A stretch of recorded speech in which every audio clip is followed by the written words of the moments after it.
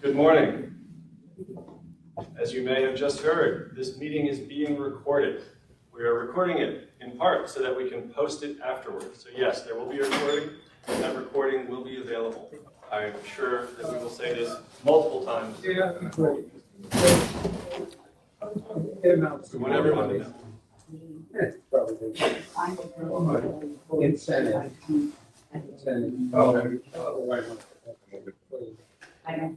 Are you hearing all the noise in our room? Yes, we are. Okay. Are we We'll ready try to to get started? try to tone it down to make sure everybody knows where to start. Well, I think if we get things going, it will probably find out. Are we ready to get going?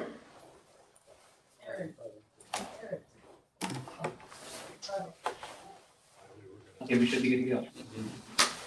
Yep. All right. Monday. I will begin. Good morning. My name is Justin Gundlach. I am a senior advisor for policy implementation at the Department of Public Service, and I will be your MC for this two-day technical conference. Thank you, everyone, for joining us. All of you here in the boardroom here in New York City, those of you in the boardroom in Albany, and those of you online. One result of having three different groups of people is that I don't really know where to look. So I will look at the camera, I will look at the room, I will look at the paper, and I want you to know that whoever is listening, I am talking to you. In keeping with that, I wanted to mention we recognized that there are pros and cons in mixing in-person sites with remote participation. We will endeavor to ensure that the pros outweigh the cons and see how it goes. All right, Rob, will you give me the next slide? Thank you.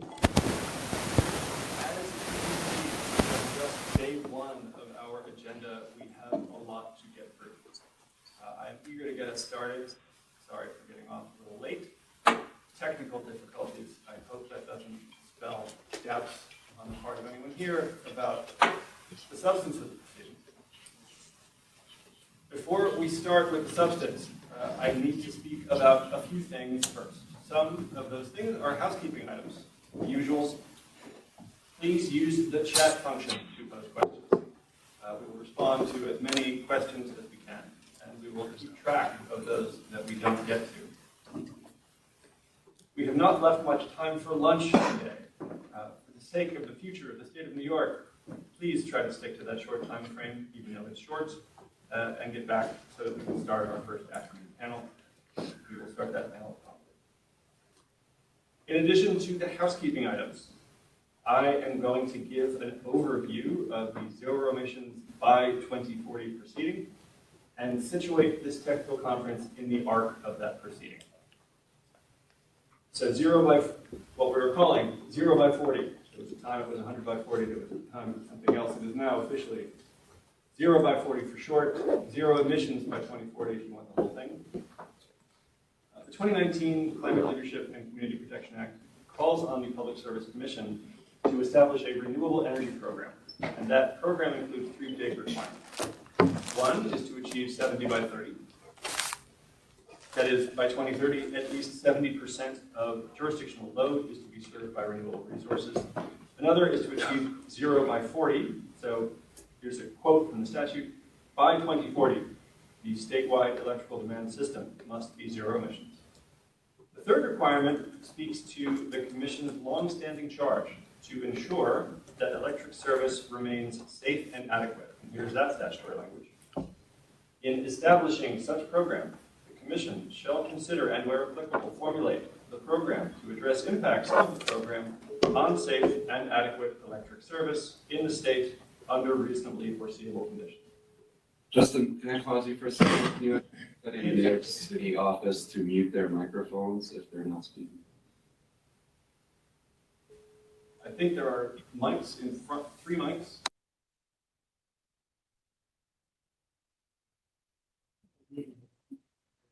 That's what we tried to do.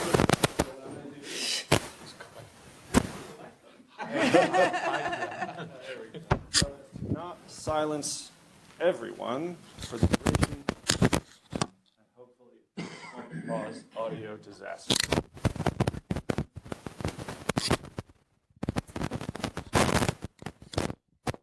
Rob, how does that sound? Better so far. Better. We'll go with better. Okay. So I had just read statutory language. Let me do it again because it's tough, this one. In establishing such program, that is the Renewable Energy Program, the Commission shall consider and, where applicable, formulate the program to address impacts of the program on safe and adequate electric service in the state under reasonably foreseeable conditions. So the Climate Act directs the Commission to achieve the 70 by 30 and 0 by 40 targets, and to do so with appropriate consideration for the safety and adequacy of electricity service.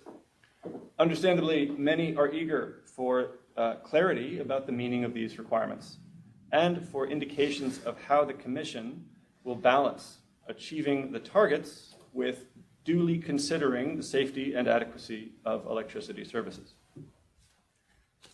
The Commission initiated this 0 by 40 proceeding in May of this year. Many commenters responded to the questions posed in that initial order. Thank you, commenters, if you are listening or in the room. Those comments have informed how we are moving ahead. In particular, the department issued 2 notices on October 20th. One announced this conference. The other posed questions about how to interpret the key Climate Act language about 0 by 40. That is, by 2040, the statewide electrical demand system must be zero emissions. These notices are consistent with the department's understanding that this proceeding must complete 3 overlapping tasks. The first is to interpret exactly what the legislature has directed the Commission to do and how much discretion the legislature wanted the Commission to have on key issues. Second is to determine how best to characterize the potential gap between reliability standards and what resources that are expected to be part of the zero emissions electrical system can deliver in 2040 and beyond. And then third is to determine how to designate a resource or resources as zero emissions. Completing these 3 tasks will lay the foundation for programmatic decisions. So I mentioned the October 20th notices. The notice that posed definitional questions is oriented to the first of these tasks, the interpretation of the statute. This conference is oriented to the second and third, and to policy issues. Let me pause just to give emphasis to this next point. This conference is not focused on program design and is not intended to be the springboard for any 0 by 40 programmatic interventions. We are gathered together here today to learn about what we are facing and what tools we have or are likely to have to deal with it. I'll put it again a little differently. The subjects that we are going to cover today and tomorrow will improve our understanding of the tasks of gap characterization and resource designation. They will not, without more, be the basis for new programs. Just so we all know, the reason I want to be so clear about this is a lot of the queries I have received in relation to this conference go to this point. There's a lot of curiosity about what programs are going to happen and whether they'll be discussed. So I just want to set the scene right. You can see on the screen that we are going to start with gap characterization. We have been careful to put the term gap in quotation marks here and there to make sure that when we say gap, we are really saying potential gap, because this is not a simple thing. It is not just a deficit that can be estimated and backfilled. The grid and the supply and demand side resources that connect to it are changing rapidly. Those changes will undoubtedly affect the size, shape, and character of the potential gap, identified by various analyses of grid reliability in 2040. The next item there is a discussion of what the Climate Act says about just transition and climate justice and how those requirements bear upon this proceeding. Some might say, probably quietly, that these issues are secondary, that technocratic concerns about resource adequacy and the outputs of capacity expansion models ought to be our North Star in this proceeding. That blinkered view is not correct. For one, the principles of just transition and climate justice are embodied in the law. But also, and maybe more importantly, we cannot hope to do what needs to be done if we ignore the imperative that the energy transition be just, both for those workers and others that it affects directly, and for the communities and individuals that have historically borne an unfair portion of the burden of the energy system's adverse impacts. This is not just a matter of saying nice things about each other and to each other. This is going to involve a great deal of work to ensure alignment between changes to the energy system and the institutions and communities and individuals that are closest to it. And I'm looking forward to that panel in particular to highlight some of what the work is going to be. After lunch, we will start with our technology-focused panels. First, we will hear about demand-side resources and virtual power plants.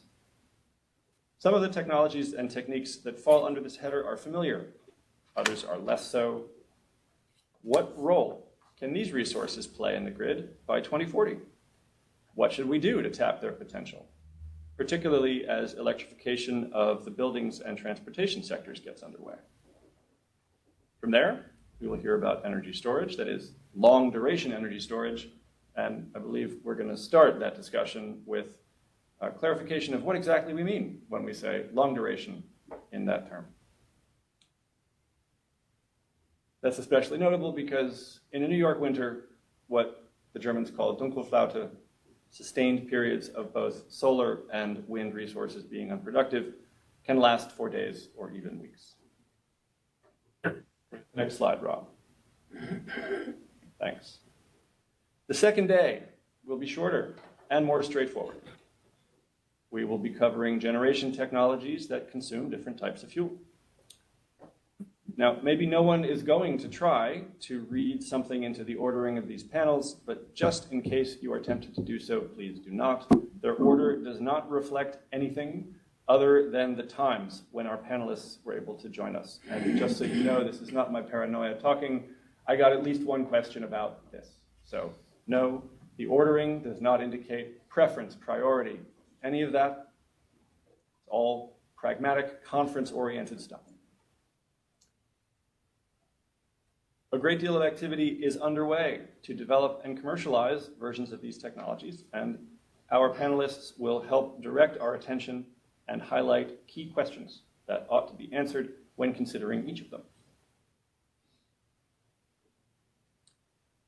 So to end this opening, that is this portion of the opening that deals with the proceeding and how the conference fits in, I want to say a quick word about how we are approaching issues related to emissions. As I've said, I think twice, we issued 2 notices in October. The reason we issued 2 is because we think it will be most productive for legal analyses of the Climate Act's zero emissions language to be submitted on paper, and for policy issues to be addressed, at least initially, through presentations and discussion. The metaphor that probably a few of you have heard me use already, because I use it all the time, because all I do is talk about this conference, is that these components are going to relate in the following way. We want legal analysis to identify where the guardrails are. And then we want policy factors to guide where we might go within the bounds set by those guardrails. So what does this mean for discussion during this technical conference of resources that emit either greenhouse gases or local air pollutants or both? Well, it means at least 2 things. First, it means that we are not excluding from discussion today resources that emit either of those categories of gases. We want to understand how fuel cells and turbines that consume methane or hydrogen might feature in grid operations. For instance, even though they would surely release at least some emissions. But second, at this conference, we also want to hear about all key features of resources operations, including their emissions profiles. what and how much a given resource and its supporting infrastructure emits is part of what we want to get on the table today and tomorrow. So, I think I've said it once, maybe twice, but I'll say it again. We are recording this conference. Thank you, Schuyler. And we will post that recording. We will tell you where it's going to go. However, that alone does not make what we say here and the questions that we receive part of the record. And the record is what the commission will eventually rely on when issuing orders. The record is comprised of the documents. Oh, sorry, Rob, could you give me the last slide, please? Thank you. The record is comprised of the documents filed in this proceeding in docket number 15E0302, which is linked on these slides, which will be posted, I believe, to that docket. This is not the only proceeding in that docket. It is a big, hulking thing. Because it contains so many materials, please be thoughtful with file names and document titles if you are going to submit something. Please include, for instance, some version of 0x40 in whatever it is that you file. This will facilitate access to it by other stakeholders and by the department.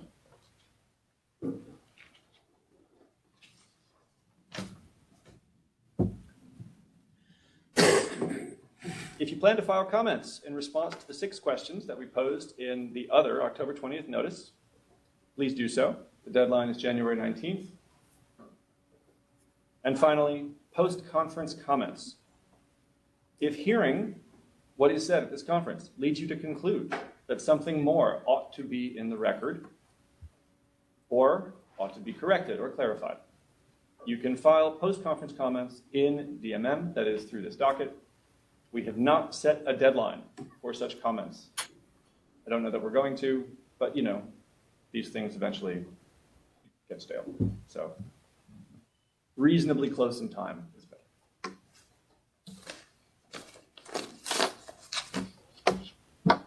That's all I've got for the opening. It is 9:55. So I'm not sure if the first panel has been convened or if we want to take a couple minutes to get them set up.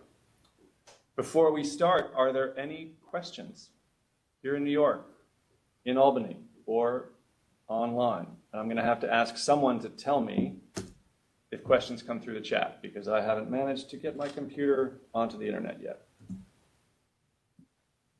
Any questions in this room? Yes? Administrative question. Is there a password for the DPSPS website? Yes, the administrative question posed here, because I stole all the mics away, is whether there's a Wi-Fi password. There is. It is regulate all lowercase. Yes. Is it possible to move that box a little bit up so I can see the full slide?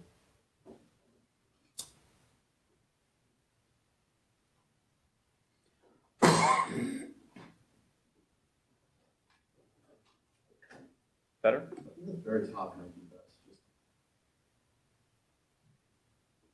Yep. All right. Sure thing. Looks like we have no questions on the chat. Any questions in Albany? No questions in Albany. It looks like we have all of our first panelists on the WebEx. So we'll probably start if we want to jump into that. Great. Whenever you're ready, Schuyler. Excellent. So I'm going to ask that the first panelists come onto their screens if possible and start their cameras. And I'm going to start with just a brief introduction of this panel. As Justin just said, we're starting with the quote-unquote gap characterization. Those are in quotes because the nature of the gap is ever-changing. It's very tough to kind of nail down. And in some instances, folks are even arguing whether there even is a gap between the existing demand system, potential renewable resources, and our ability to deliver a zero carbon system. But as we talk through the way to design a zero carbon system in this first panel, we first have to kind of answer that question of how do you design an energy system to begin with? Well, we have a bunch of regulations and legislation in place that requires that we meet demand. Building an energy system would be really easy If you just could build whatever generation you were interested in and let everybody just use power when it's available.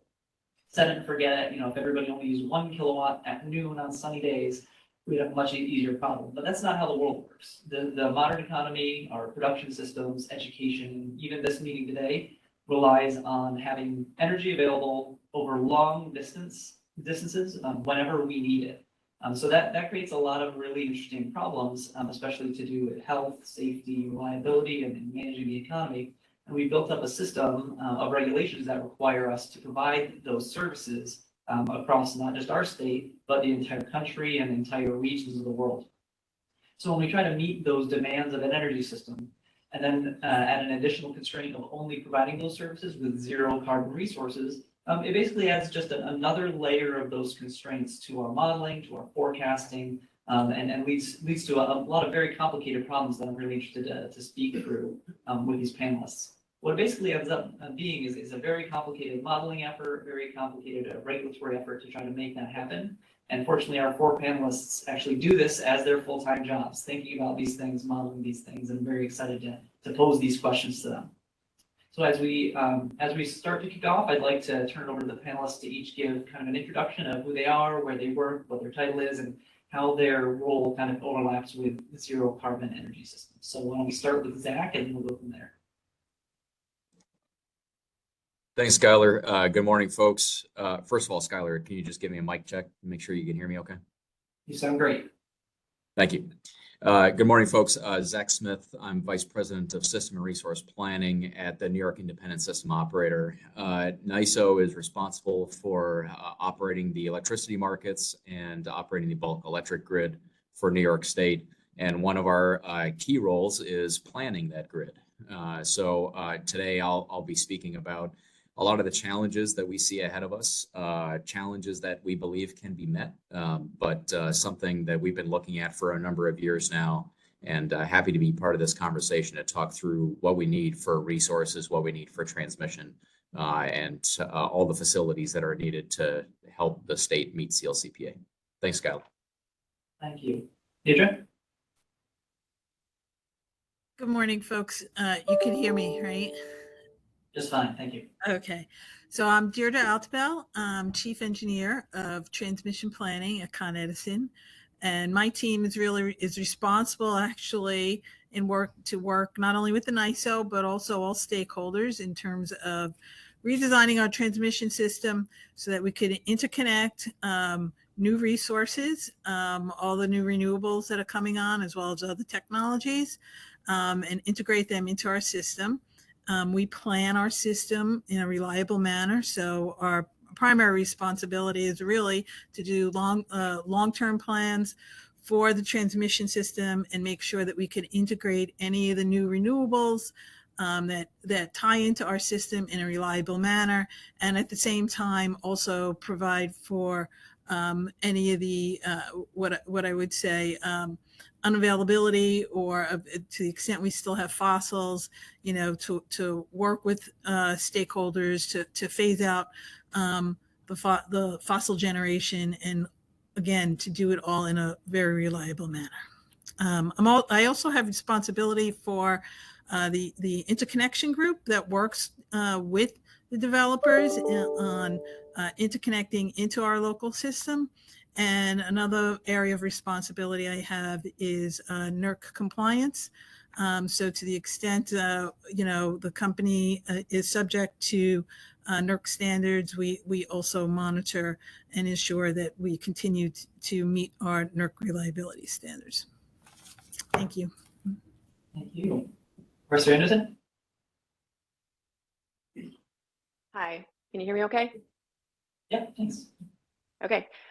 Thank you. My name is Lindsay Anderson. I'm a professor at Cornell. I'm the chair of the Department of Biological and Environmental Engineering, and I'm also associated with systems engineering and electrical and computer engineering. My research focuses on the technical analysis of energy systems for the purposes of understanding and supporting decarbonization. I have a specific focus on the integration of renewable resources with the objective of making sure that not only do we build them, but we make the best of these resources. And that starts with understanding the challenges that they may bring in a technical sense, and then how to identify those challenges and then decide how best to address these challenges. The most relevant work to this conversation today is a recent detailed analysis that we did of the operational reliability of the New York State power system based on the detailed recommendations of the CLCPA scoping plan integration analysis. And so I'm happy to be on this panel, and I look forward to this conversation, and I hope that I can help. Thanks. Awesome, thank you. And that was a great segue to one of the people who was actually on the CAC integration analysis, and that's Kevin from E3. Thanks, Schuyler, and can you hear me okay? Yep. Great. Thanks for having me today on this panel. My name is Kevin Steinberger, and I'm a director with Energy and Environmental Economics, or E3. E3 is a consulting firm focused on analyzing the challenges and opportunities associated with deep decarbonization. I'm based in our New York City office, and as Schuyler mentioned, I've had the opportunity to lead E3's electric system planning work on projects with NYSERDA for a number of years now, including on the integration analysis to support the scoping plan, as well as the storage roadmap effort. And as part of both of those efforts, we spent a lot of time thinking about and analyzing reliability needs under the CLCPA. So I'm very much looking forward to today's conversation, as well as the next 2 days of the conference. Awesome, thank you. And I hope everybody listening now is very excited about the rest of this panel, as I am. So where I wanted to start was answering that question, before we start characterizing the gap, we kind of have to answer that question of, is there a gap? Does a gap exist? How would we know if there is a gap? I know where we started earlier is talking about, as Justin mentioned, the 70 by 30 goal, the zero carbon goal. It states the demand of the state will be met by resources. So it's starting from a point of knowing that we have this load and we have these preferences for what resources meet that load. So I just want to maybe pose this really quickly to Kevin or Professor Anderson, who have done some very recent analysis on this. How do we know, how would we find out if there is a gap between our renewable actual loads that are showing up on the system by 2040? Professor Anderson, do you want to start with that? How would we find out if there's a gap between what those resources are able to provide and some other zero carbon resource we need to develop in the future? Yeah, thanks. I'm happy to start with the answer, and then I'll turn it over to Kevin. So what I can tell you is based on this study that we've done. So what we did, I'll give you a super quick overview of what we did, and then tell you why we believe it shows that there's going to be a gap. So basically what we did was we built out a digital twin of the New York State power system. We validated that model to make sure that it was replicating the power flows under the historical loads and weather conditions. So we trust that it's a pretty good representation of the grid. And then we built out on this digital twin all the resources in the correct locations that were proposed in the scoping plan. And the purpose of and then as well included the electrification of transportation and buildings up to 2040. And then we took basically historical weather that we projected into the future, looked at 22 years of operations, right? So the key points of this analysis that we think are important is that, one, we did hour-to-hour operations, right? So we dispatched the system based on real weather and load conditions that preserve all the sort of joint movement of weather with load, right? So making sure that the real weather patterns and load patterns are preserved, and then we're actually using a really detailed analysis, including the topology of the New York State grid. And what this allows us to do is look over how this system would operate with the detailed configuration in the CLCPA and the scoping plan, and operate it hour after hour after hour for 22 years, right, with realistic weather patterns. And then the purpose of our model was not to look at cost analysis. So we just said, if money were no object, let's just see where the vulnerabilities lie. And those vulnerabilities we measured basically by an inability to meet load, right? So where will we see load shedding and how often? And we looked at what are the conditions that actually make this load shedding happen, how large is the load shedding, how spatially distributed is it across the state, right? In what zones are we seeing it? How long does it last? And what's the total outages over this time, right? So we can do an analysis that way. And there are very few situations in which we don't have to have trouble balancing the load, right? In which we don't see load shedding. So all of the analysis, and this is not a worst case kind of analysis. We actually chose the optimistic situation whenever we had to make assumptions. So we're pretty confident that the way the configuration is set up right now over sort of long-term operations in real time with the real physical constraints of the power system, that we will see a gap in what we can generate and what we can serve to consumers, and that will probably occur in the times where it's coldest and hottest, which is the worst time to have those to have that gap. Thank you. That was very, very comprehensive. Thank you for giving that overview. And we already have a couple of questions in the chat saying, "Ooh, I want to see that study." So that'll be a good kind of thing to maybe drop either in the chat or on the DMM later to have a link to that. So Kevin, was there anything else you wanted to build on that? I know one of the things that struck me from that answer was the quantity of data needed to build up those loads, the weather forecast, the transmission topology, the power flows, like all that analysis to identify where in the state there might be transmission constraints that are bottling resources that might create a situation with potential load shedding where these other zero carbon firm resources might need to come in and actually provide that need. Was there anything you wanted to add to that response? Thanks. Yeah, I think Professor Anderson covered it really well. I think we use what is somewhat of a similar framework, and we use our resource adequacy model, which is a loss of load probability model, to similarly examine system operations on an hourly basis over a really broad historical weather record. So maybe the 2 points that I would just add is that the reason that it's really important to capture this broad historical weather record is because our electricity supply is becoming increasingly dependent on weather-dependent resources like wind, offshore wind, and solar. So in addition to the existing dependency of load on weather, we're now moving to a portfolio where much of the supply is weather-dependent as well. And so, similarly, we consistently find across a broad range of scenarios and sensitivities in the scoping plan that there is this gap. This gap exists, and more specifically, what we mean by the gap is that there's a need for firm dispatchable capacity that can provide power for multiple consecutive days without the ability to recharge from excess energy on the system. We often find that this gap is most prominent during winter weeks, where if we look out to 2040 and 2050, again, the electrification and building heating demand is going to drive winter demand much higher than it is today. And so, within the existing weather record, we can find these events where solar output is very low for multiple consecutive days. There are wind lulls, and you need that additional deferred dispatchable resource that can provide power for consecutive days without recharging. Thank you. That was an excellent response, and it really starts to show the difficulty with building this from the ground up, because it's not just about creating enough energy over the course of the year to meet the load. It's about making sure it's happening at the same time as that load. But it's also not just about making sure you have enough energy at the same time. There's a statistical range of loads that could happen in any given hour with that load forecast. There's a lot of uncertainty.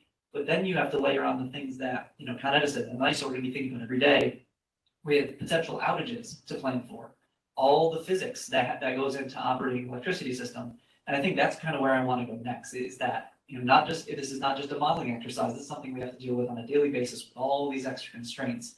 And I think Zach has a few slides that can maybe walk us through a little bit of this, that can really show a lot of what Kevin and Professor Anderson were just talking about through the lens of how the NYISO actually has to operate on a day-to-day basis. So Zach, I'm going to turn over to you if you want to talk through a few of those slides that could really help kind of illustrate the studies that they were just talking about and how the system actually works. Thanks, Schuyler. Just working on bringing that up right now. Okay, can you We'll see that? Can someone just confirm for me? Yeah. Okay. I'll be brief in some of these, but you'll see the title slide here is a term that we came up with to really get to what's already been described. The need for firm, dispatchable resources. We have called them dispatchable emission-free resources, or DEFRs. You'll see that referenced a few places, and you might hear me say it a few times. Really, we've been looking at this for a number of years, even prior to CLCPA and the language of a zero-emission grid. You know, in NYISO's job, our job is to forecast demand, looking out not just real time, not just day ahead, but 10 years ahead, 20 years ahead, in some cases 30 years ahead. You're going to see this in a moment, the nature of our forecast and the implications it has. Prior to CLCPA, we endeavored to look at climate change and the impact that that's going to have on the grid. Some discussion already about weather, the impact of weather, the impact of climate on our demand on the grid. Previously, our forecasting methods relied heavily on historical behavior, historical weather, historical patterns. In 2019, we conducted a study, we just called it a climate change study, that in a nutshell changed our forecasting practices, took into consideration what trends we see in the future that may not be totally indicative from looking at past. And that really has changed our outlook in terms of the level of demand on the system. So in that regard, to look at this, so we have conducted a number of studies over the last few years, one of them being our System and Resource Outlook, or you'll hear us refer to it as just the Outlook. Within that System and Resource Outlook study, we conducted an hourly simulation, as has been described, over a 20-year period. And as part of that, we conducted a capacity expansion analysis, taking into consideration what our demand forecast is for the next 20 years. And these bar charts show two different scenarios that we considered, basically two different futures over the next 20 years of how the resources may need to be built out on the system. One, to meet the CLCPA goals, offshore wind, for example, 9,000 megawatts by 2035. What may be needed to achieve all of those goals, but then also what is needed to operate the grid reliably and to serve demand at all times. What these charts show, if you look at the black line shows the peak demand of each given period.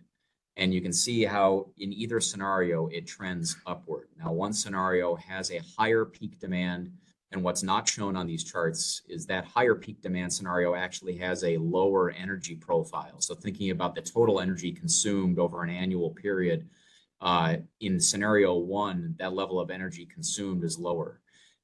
In scenario two, it is a lower peak demand, but actually a higher overall energy profile. And those two different assumptions, those two different forecasts drive different outcomes. And what's shown here is the resource mix that needs to be built out over time to meet these demand levels while simultaneously complying with the CLCPA and any other policy objectives. So you can see as a benchmark our starting system, the orangish brown bar that's quite big right now is our fossil generation. Most of our generation fleet here in New York is fossil generation. Going out through time, of course, our purpose here today is to talk about 0 by 40, zero emissions by 2040. So our models in either scenario assume that fossil is retired by 2040. But really the question is, what does it get replaced with? So looking at the other colors on here, you can see in different scenarios, green is wind, yellow is solar, the top bit of the bar is storage, and the bottom, importantly, I'll touch upon a little bit more, is hydro and nuclear. So our existing hydro and nuclear fleet contributes significantly to our ability to serve demand. But going out through time, the objective with CLCPA is to retire fossil. So what does that get replaced with? Well, the idea is there are a lot of attributes that today's fossil generation provides that wind, solar, and battery simply cannot provide. they cannot provide all of those attributes. There's a lot of attributes that are needed to reliably operate the grid that come today from our conventional generation, our fossil fleet. So that has to be replaced with something. Here on these charts, this shows the level of replacement that's needed by what we coin as dispatchable emission-free resources, or DEFRs. That doesn't have to be a singular unicorn technology that can do every single one of these attributes. Instead, it could be an aggregate of technologies that together provide all of the attributes needed in order to reliably serve the grid. But you can see in either scenario, no matter how you slice it, it's going to require a lot of generation build out relative to what's on our system today. Here's an example of on an hourly basis of why we would need this. So when looking at energy production through time, and there's a lot going on in this chart, but if you focus on the period in the middle that's shaded gray, that's a period when our simulations based on wind forecasts, solar, demand forecasts, all of those things on an hourly basis, it shows that there's a significant period of time during a wind lull and during unavailability of other resources where we would need other generation to fill the gap to still be able to serve demand on the grid during that time period. So really you need generation that's able to ramp up quickly, your generation that can be prolonged, stay online for a long period of time while any unavailability of other generation is occurring. You need it to have dynamic stability properties that enable the grid to continue to operate reliably.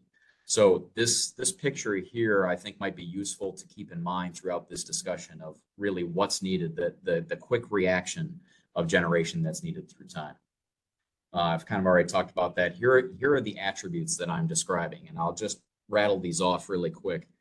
So, a dependable fuel source, fuel, using that as a broad term, solar is relatively dependable in the middle of the day as long as you don't have cloud cover, but you could have cloud cover occasionally. So other dependable fuel sources that we have today, hydro, nuclear, those kind of things are dependable fuel sources that we have today that would be emission free.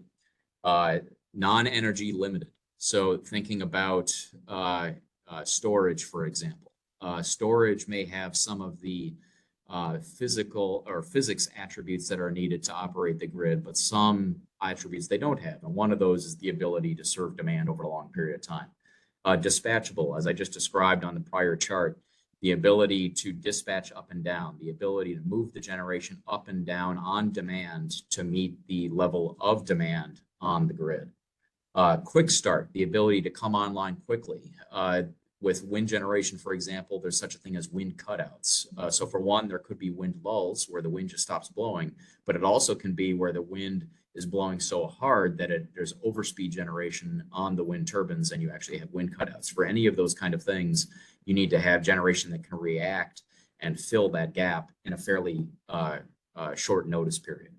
The flexibility to dispatch under a variety of conditions, fast ramping, the ability to move up and down as changes are occurring on the system. Multiple starts so that you can actually handle the changes that are going on through time and do so in an efficient way. More complicated attributes, but nevertheless quite important, is inertial response and frequency control.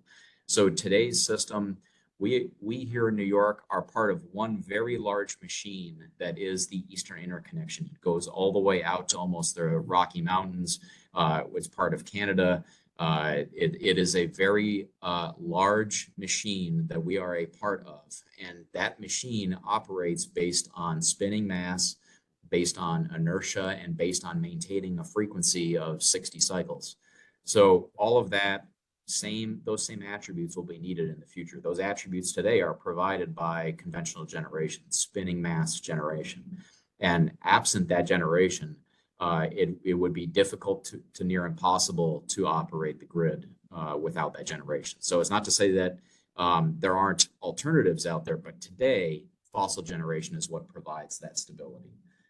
Similarly, dynamic reactive control. What is reactive control? To maintain the operation of the grid, it's necessary to maintain voltage levels at their design level. and there's a fairly small tolerance around that. In order to maintain voltage, there's such a thing as reactive power. The power we all think about is what we engineers call real power, but there's also reactive power.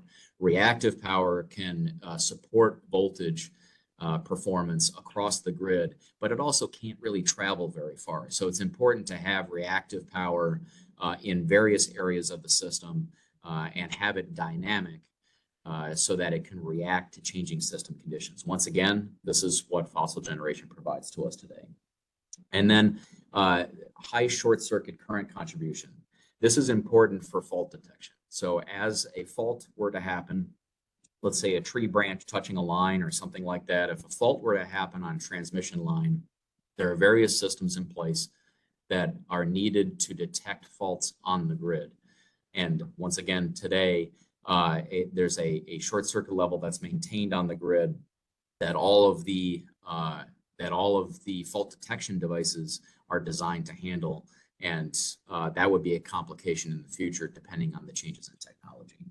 So this slide here shows NYISO's take on technologies that are either available, either on the system today, available today, or at least being discussed as possible technologies in the future, and our assessment of the attributes that each one of them provide from what I just quickly went over. So to me, this is very useful to keep in mind for our discussion, not only on this panel, but throughout this technical conference as to, as Schuyler opened, the need or the gap that I can tell you absolutely would occur, would exist in the future as we shift away from fossil, but also the fact that I think there are options to fill that gap. It takes the will and the money to fill that gap with the right technologies. And it's not just a matter of megawatt accounting. It's a matter of being mindful of all of these attributes and what's needed in order to reliably operate the grid. Oh, thanks for that, Zach. That was very comprehensive, and we have a ton of people in the chat wanting to see these and maybe go over the slides themselves at a later date. So hopefully we can post them as we plan to, and so folks can kind of dig into those more because there's a lot of great information. I want to switch now, kind of going on to using that information that we just heard. It's not just about megawatt accounting, megawatt hour accounting. There's also a lot of very granular local constraints. There's a lot of physical constraints on the grid. And nowhere in New York State do we see this kind of rise at the top than in New York City, where we have some of the densest power grids in the country and some of the highest loads in the country. So I wanted to switch now to Diedre and see what was your reaction to Zach's presentation just there, and what are some of those unique considerations that you have to do on a daily basis in New York City to fill this gap, to think about how this gap is going to be filled in 2040? Sure. Thanks, Schuyler. So one of the things, my initial reaction to Zach's presentation was, yes, we agree with a lot of what he's saying. Internally here at ConEd, we've done some similar analysis, just focused more on ConEdison's control area in New York City. And we actually replicated very similar results to what Zach has seen. On his slide 3, where he showed the combination of the resources and what's happening, and when he pointed you to the middle of the chart where he pointed to the fact that when you don't have wind, you need other sorts of dispatchable resources. We've seen the same thing in our own analysis of New York City. To the extent that there isn't a lot of wind output, we need something else to replace it, either imports from upstate New York into New York City, or something else like DFERS. And there isn't a minimum amount of generation that we do need to have on our local system. Zach had referenced that for reactive support, voltage support. We do need resources closer to the load, close to where we are. So we're at a point right now where, before you can let any of the existing fossils on our system in New York City retire, we believe that you need to have some new resources on our system that have some of these dispatchable characteristics, because we need that to help us meet our transmission security requirements. We plan and operate our system to an N-1 contingency.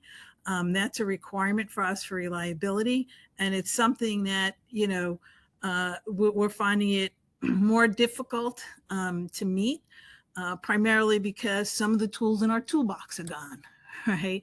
So that's what we're continuing to look for. All of those characteristics that Zach had listed on his slides are things that we need and we use to operate our system. And I guess another item I wanted to point out too, in terms of wind loads, we continue to look at our system because we realize the characteristics of the resources are changing.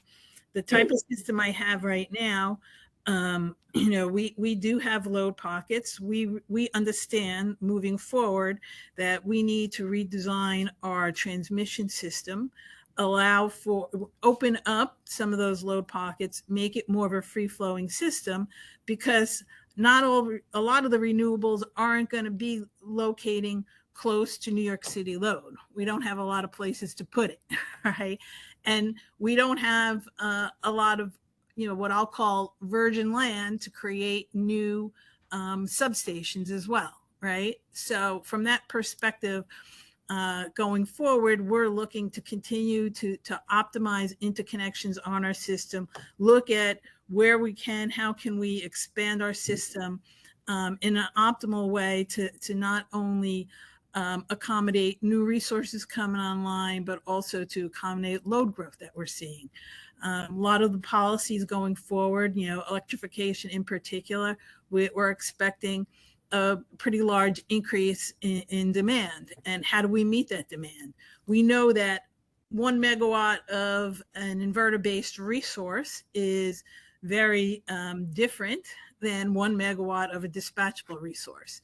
And just when we do our transmission studies alone, you see that to replace, say, 1,000 megawatt of an offshore wind installation really only counts for about 100 megawatts in our transmission security analysis. So that alone tells us the magnitude of inverter-based resources that are necessary are quite significant. And we need to find a way to replace the existing, what I would say, fossil-based resources with clean energy resources that have some of these dispatchable characteristics. And lastly, we also look around, we look at other studies. One thing I did want to point out is New York State Reliability Council has released a white paper back in July, I think it was, sometime in the summertime, where they looked at more closely at, wind lulls to kind of see just what, how often does it happen? How long do they last? And it was quite interesting. It showed that lulls lasting 24 hours or more happen about 30 times a year. So that's something we have to figure out. How do we respond to that? We need some of these quick start resources and flexible resources that respond to that pretty quickly, so that we can still maintain our reliable system. Thank you for that. You hit on a couple things that relate to the where I want to go next with these questions. You mentioned the N-1 contingency planning that you plan to. You also mentioned NERC standards. Could you explain who NERC is really quick for folks, and then in a very lay perspective, define your N-1 planning? That will give folks, I think, a really good sense of what it really takes to build a legal and regulatorily approved system of energy in New York City. So NERC is basically the electric reliability organization that is responsible for deeming what our reliability requirements are nationally across the country. And they have a whole series of standards that apply to not only transmission owners and operators, but also to, generators, all the various entities that participate in our industry.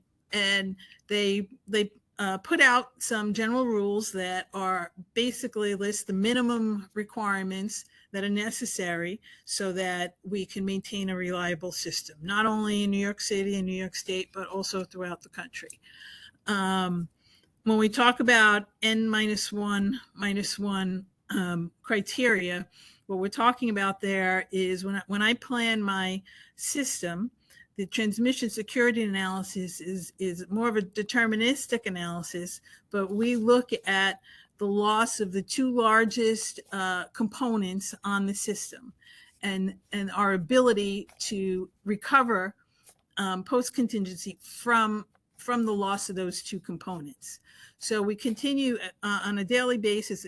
We do this not only on a daily basis, but on a long-term basis. When we do our 10-year planning study, we look at each and every year and ensure that whatever the two largest contingencies are on our system, or whatever the two largest components are, if we were to lose those two components, can we react fast enough and recover and keep in order to maintain a reliable system. So we want to be able to get back to the extent those violations are occurring when we lose those two largest components. Can we recover the system back to normal? So we continue to plan for that. I guess what is a little bit interesting in New York City is when we design our system, we do design our system to recover from an ST event, a short-term event, as compared to our long-term limits. And we're able to do that because today we do have, quick start units, and we have units that can dispatch rather quickly in combination with a lot of phase angle regulators on our system, so that we could actually get back down to normal in a short period of time. So going forward, as some of these dispatchable generation leaves our system, that's something we have to address. And will we be able to continue to plan that way, or we may need to revert to planning to our long-term limits instead. And that means, the implication there is, more transmission build out than maybe what we would have otherwise anticipated. Thank you for that. I think that was really important, because when we talk about the state going to zero carbon by 2040, it's probably going to really show those constraints into New York City. That's probably going to be one of the areas that will be most difficult to solve, because most of that energy will have to come from other places, as you mentioned, with the land availability. So what you just laid out with the N-1/-1 planning, your long-term transmission security limit constraints, what you're kind of building up there is the need for a lot of resources. You can't just build to the amount of energy you think you need in peak, but you have to scale that to weather changes might increase those needs. You're going to need that reserve margin. You're going to need, that plus if you had two components fail. That shows the need for a lot of clean resources. And I know New York State is a really big state. We have a lot of land area to potentially site these things, but it's not so big that it's not nighttime everywhere for a good portion of the day in the same state. And so that means you can't necessarily rely on solar power unless you're able to shift that with storage. And so that starts building up this concept of, okay, we got to really consider how are we going to meet these needs if they do happen, at night or in the winter.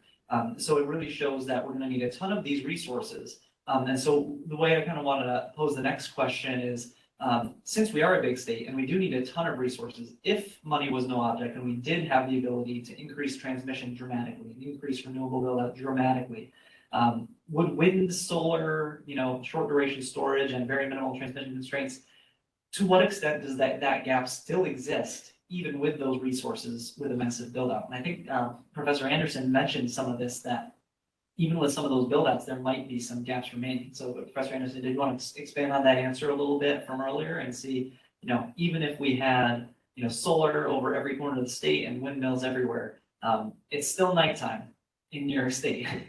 Everybody shares nighttime. So just want to see if you had a kind of answer to build on your previous one. Yeah, so thanks. The important thing, one of the important things that came out of our analysis was really that building more renewables and adding more storage is not going to solve the problem. you know, in our analysis, we included the installation of the two new transmission lines, one from Hydro-Quebec and one from upstate to downstate. So both, you know, bringing a fair bit of capacity downstate. The challenge here is that, you know, as all of the panelists have commented, these renewables are, you know, by and large upstate, right? With the exception of the offshore wind downstate. And so the problem is that when we need the power downstate, we can't get it there, right? Even with these new transmission lines, you know, and subject to the assumptions of the analysis, we are seeing that those lines are already congested more than they're not, quite a lot more than they're not. So the vast majority of the time they're congested. So even if we have the renewable power upstate, we can't get it downstate, even if we had the batteries down there to fill up. Right, there's very limited windows when we can move that power on the projected configuration of the system. So what that means is it's not unusual at all to see load shedding downstate and renewables curtailment upstate, right? So we're dumping the wind, we're dumping the solar, the batteries are full, and we've got load shedding downstate. So, you know, and we looked at, what if we add more batteries downstate? What if we add more renewables, right? It just adding more is not necessarily going to solve that problem. So that's, you know, where I was going to on that. So we're sort of simultaneously curtailing renewables and shedding in a different area. So it's not just that we need to add more, it's that we need to really have it in the right places. Thank you for that. That really made it very clear, I think. You know, if one of the issues is happening, say overnight, adding another 1,000 solar panels is not necessarily going to do anything for you, because it's the marginal contribution of each individual megawatt is still zero for that specific need. And as you mentioned, with that potential upstate wind example, if you're having issues downstate during hours when you're curtailing wind, adding another megawatt of wind upstate is not necessarily going to help with that. So it's really showing the strategic nature of that location that we're going to need to think about. You know, locating those resources where they need to go, but also locating the types of resources you need. If we're adding, you know, resources with the same generation profile that are already not necessarily serving the needs that we're seeing, we're going to need to add something that has a different characteristic, like generation profile, as Zach had mentioned earlier. Those characteristics that we need, it might be generation during hours where we have wind lulls. That means wind's not going to work. It might be overnight in the winter, which means solar might not work, which kind of adds head to that contribution that the NYISO study kind of showed, which they've termed the dispatchable emission-free resources. So kind of want to switch to, you know, if we're all kind of agreeing, yes, there's a gap, even if we had, you know, dramatic overbuild of resources, dramatic price reductions of storage and wind, and we're talking short duration storage, the 4 to 8 hour resources, we would still have these types of gaps just based on the physical characteristics of the grid and the location of load in the state.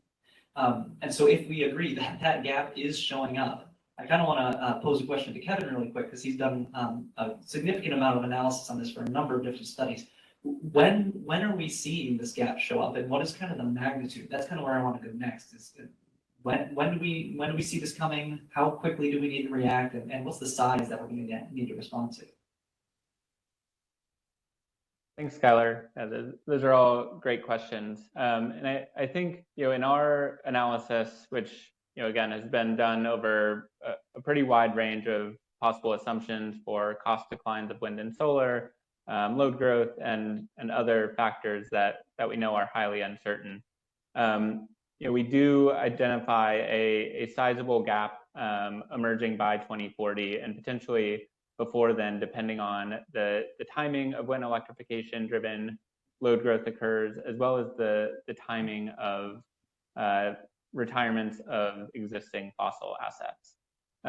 In terms of the nature and magnitude of the gap, I want to highlight something that Justin pointed out at the outset, which is that there are a lot of interdependencies of, you know, the nature of the gap with both the composition of electric demand and the composition of the resource portfolio.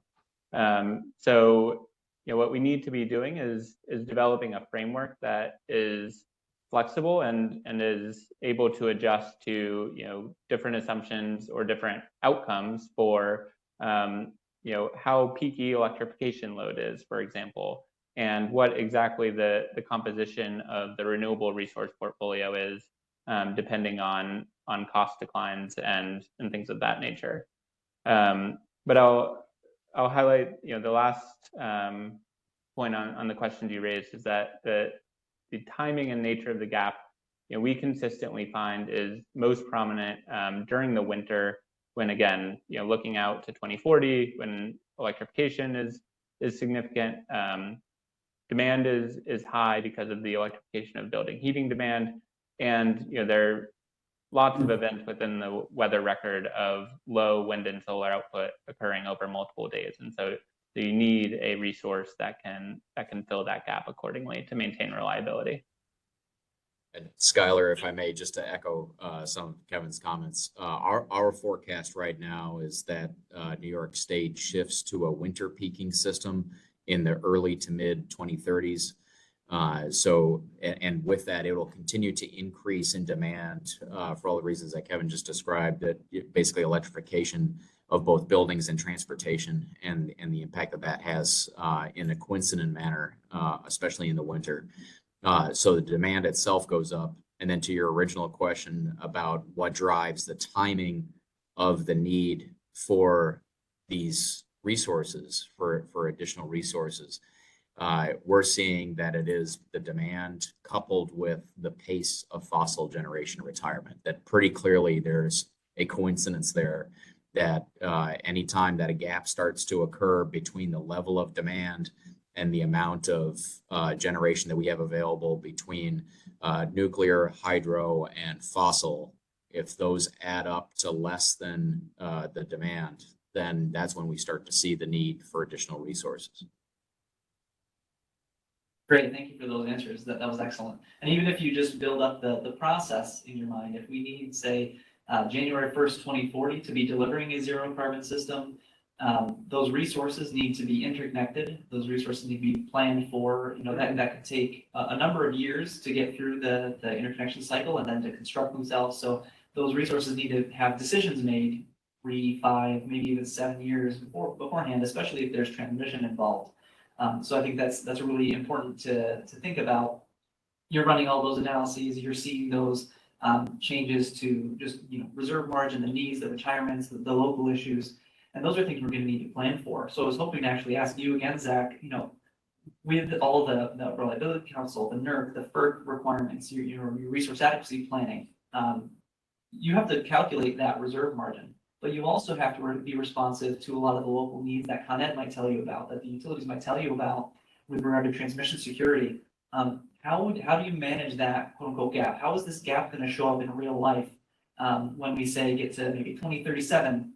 And we have a fossil plant maybe downstate that wants to retire. What does that process look like, and how do we get that replaced with something that's zero carbon? Like how would that get replaced?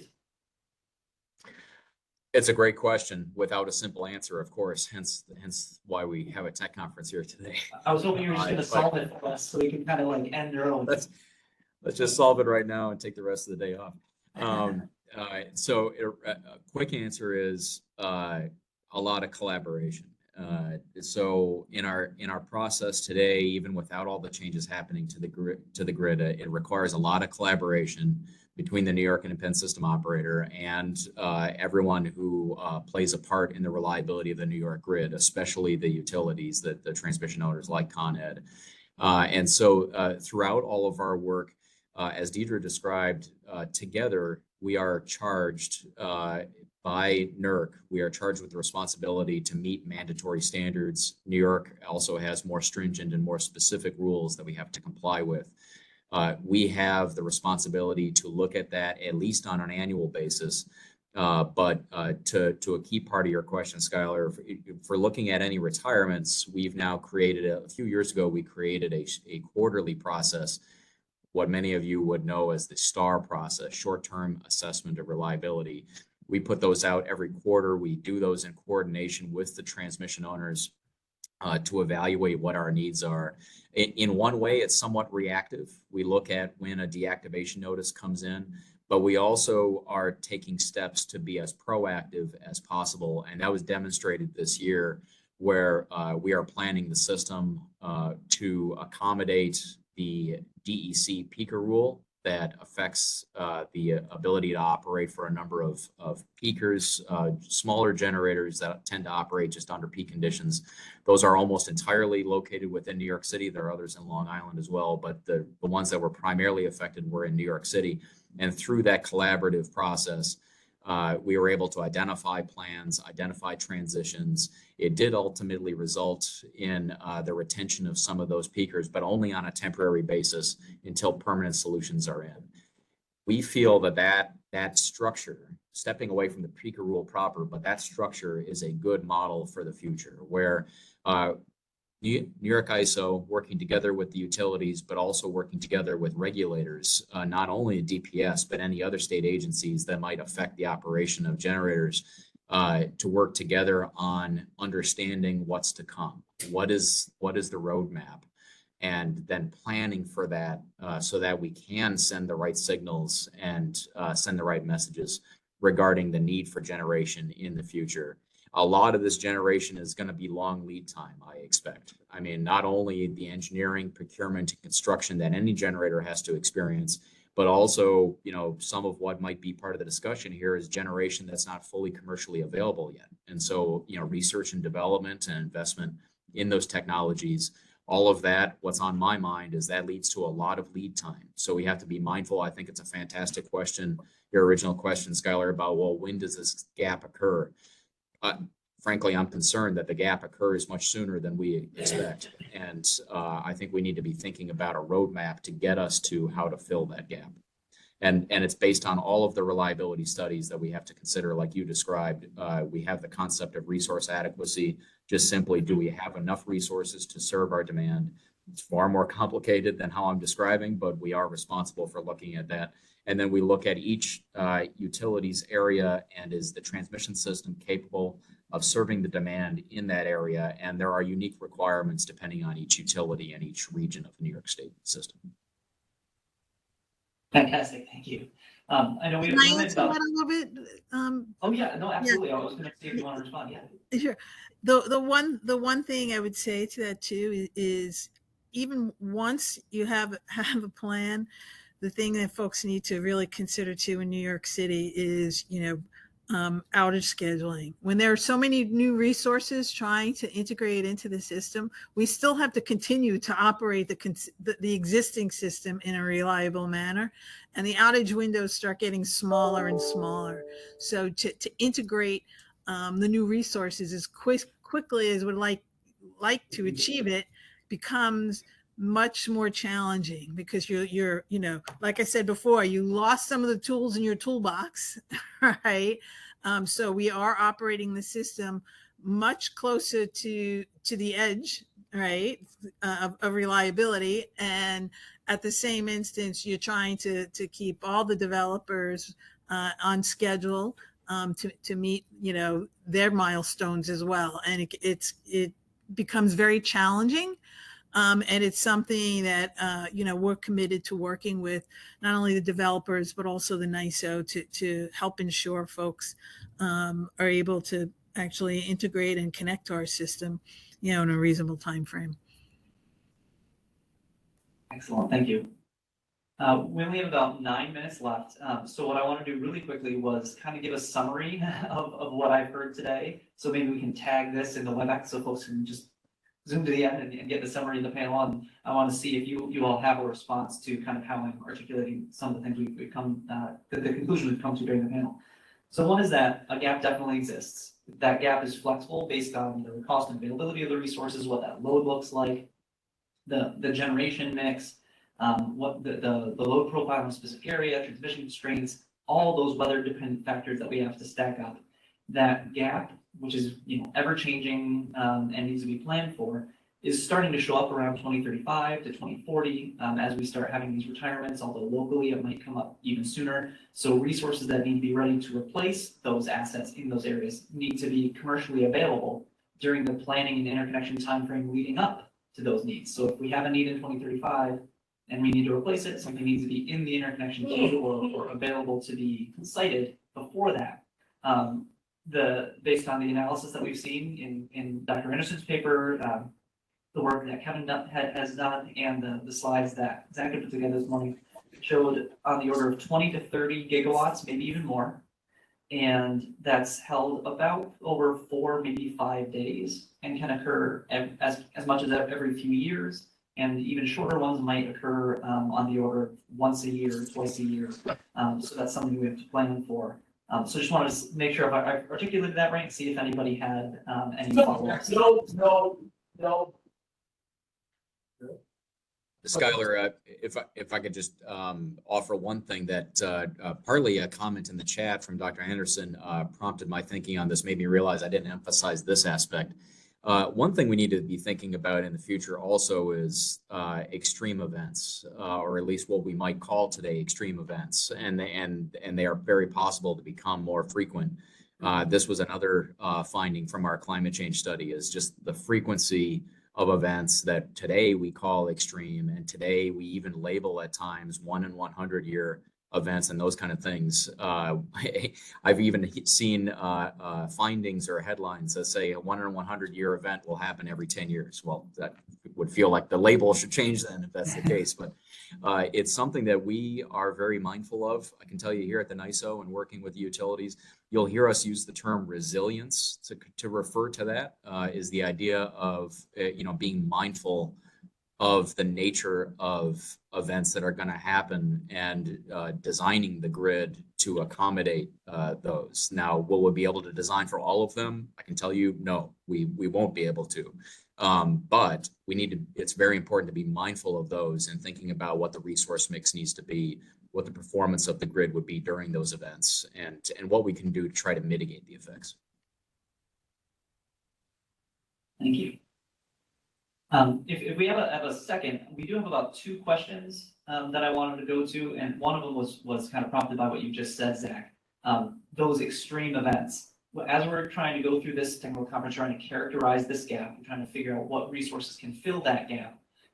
As we move through this proceeding, how do we make those bounds? I know you, and I know what ConEd has done. They have to follow NERC requirements. They have N-1/-1 contingencies. They have forecasting methodologies that are approved. How do we characterize what that maximum need is going to be? What are this range of quote unquote reasonable assumptions, as Justin had read earlier, that's in the law? We need to do this study over reasonable assumptions over a long enough period of time. You all have to follow your regular requirements for planning. How do we actually set that magnitude, that maximum we're going to need ahead of time? I'll offer a thought first, and then I'm most certainly interested in hearing the rest of the panelists' opinions. To me, it just starts with information and study work. A lot of what we've already been doing here at the NYISO over the last few years, but it's great to see other study work going on as well. The more information, the better, and it helps us think about what's needed. Diedre mentioned some of the conversations going on at the New York State Reliability Council. Their responsibility is to establish, well, what is the design level for the grid? What do we have to design to? So I would say right now we're in the stage of understanding and continuing on with our study work to understand kind of the bookends of what our forecast would show as to the possible range of outcomes, and then using that to establish, okay, well, where at what level do you design the system to? Because of course everything comes with a cost, and we need to think about that balance. But it is important to think about the ramifications of some of those events, and especially when we collectively as planners are making point of no return decisions and allowing generators to retire. Are we thinking about all the right circumstances to maintain the reliability of the grid? So I feel that that's where we're at right now, and I want to give a mention to the New York State Reliability Council, who we're all working closely with to try to establish where that threshold is. Yeah, I think go I ahead. can reiterate basically and confirm what Zach says. The Reliability Council, they do have an extreme weather working group that is trying to get ahead of things and start looking at this. I think that they also have a group that's looking a little bit more at the characteristics of inverter-based resources, right? To figure out, what sort of reliability rules might need to be implemented going forward to ensure reliability there. But then back to what you're saying about extreme weather, even here, at ConEd,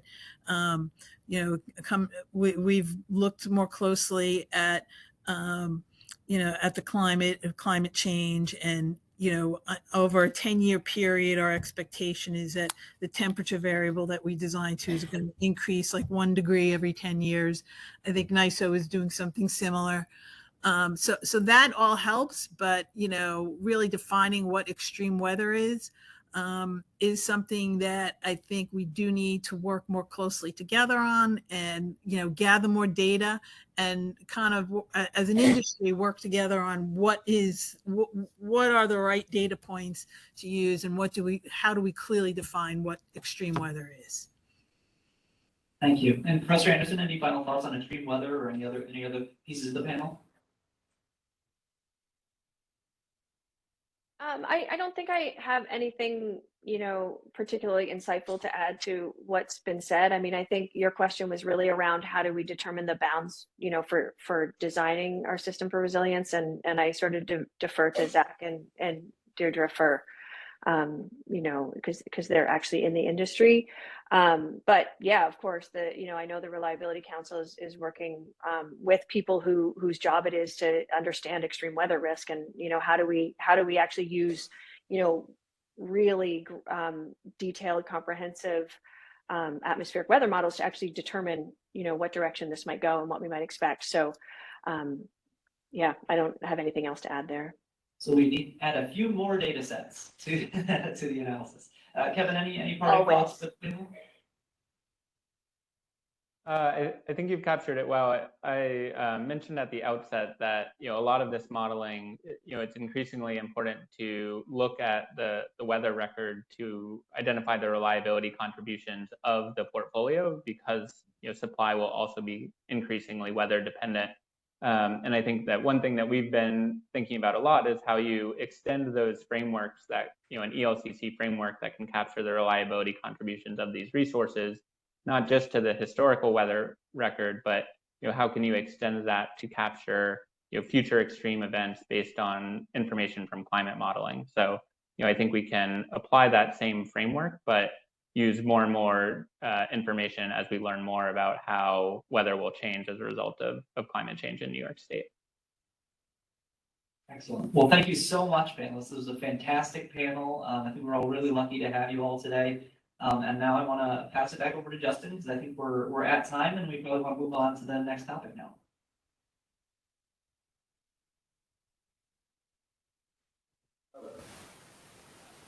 We not leave a lot of time in between panels in the hopes of keeping things moving.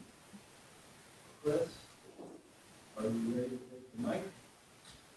We want to give people 2 minutes. Justin, can you hear me okay? Yes.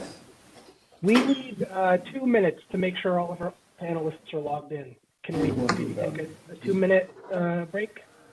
Great, let's do a 2-minute break. 2 minutes, that takes us to 11:03. So we have Another administrative question are the slides that Zach presented available in his Cornell? Yes, so I see that you have writing material and all pen and paper before you. There has been a lot of activity on the chat of the WebEx, which includes links to all of the. You're right that it's an option, and I probably should do it now. There's a bit of a More broadly, but so that's that still not changed. others like yourself will have access. Excellent. See everyone in a couple minutes.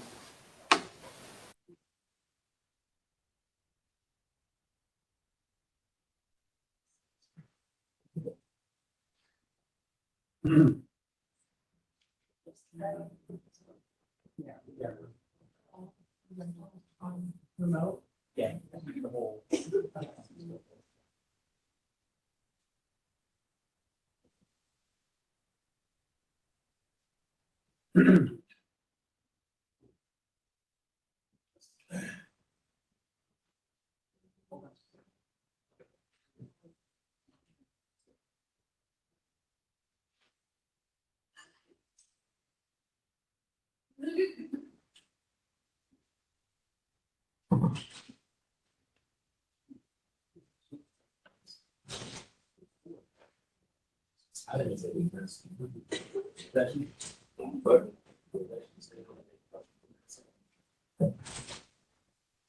Yeah, I wasn't in there at all. I just opened the document and everyone got most of the one.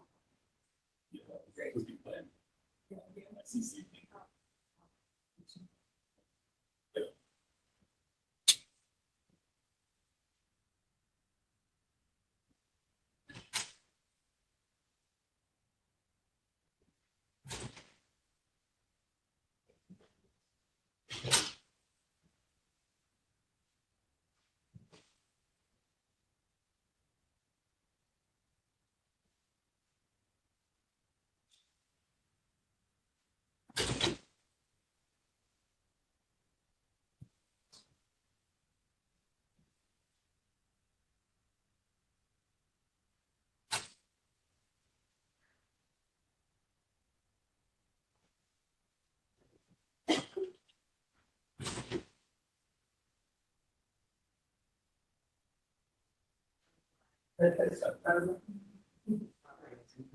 Yeah.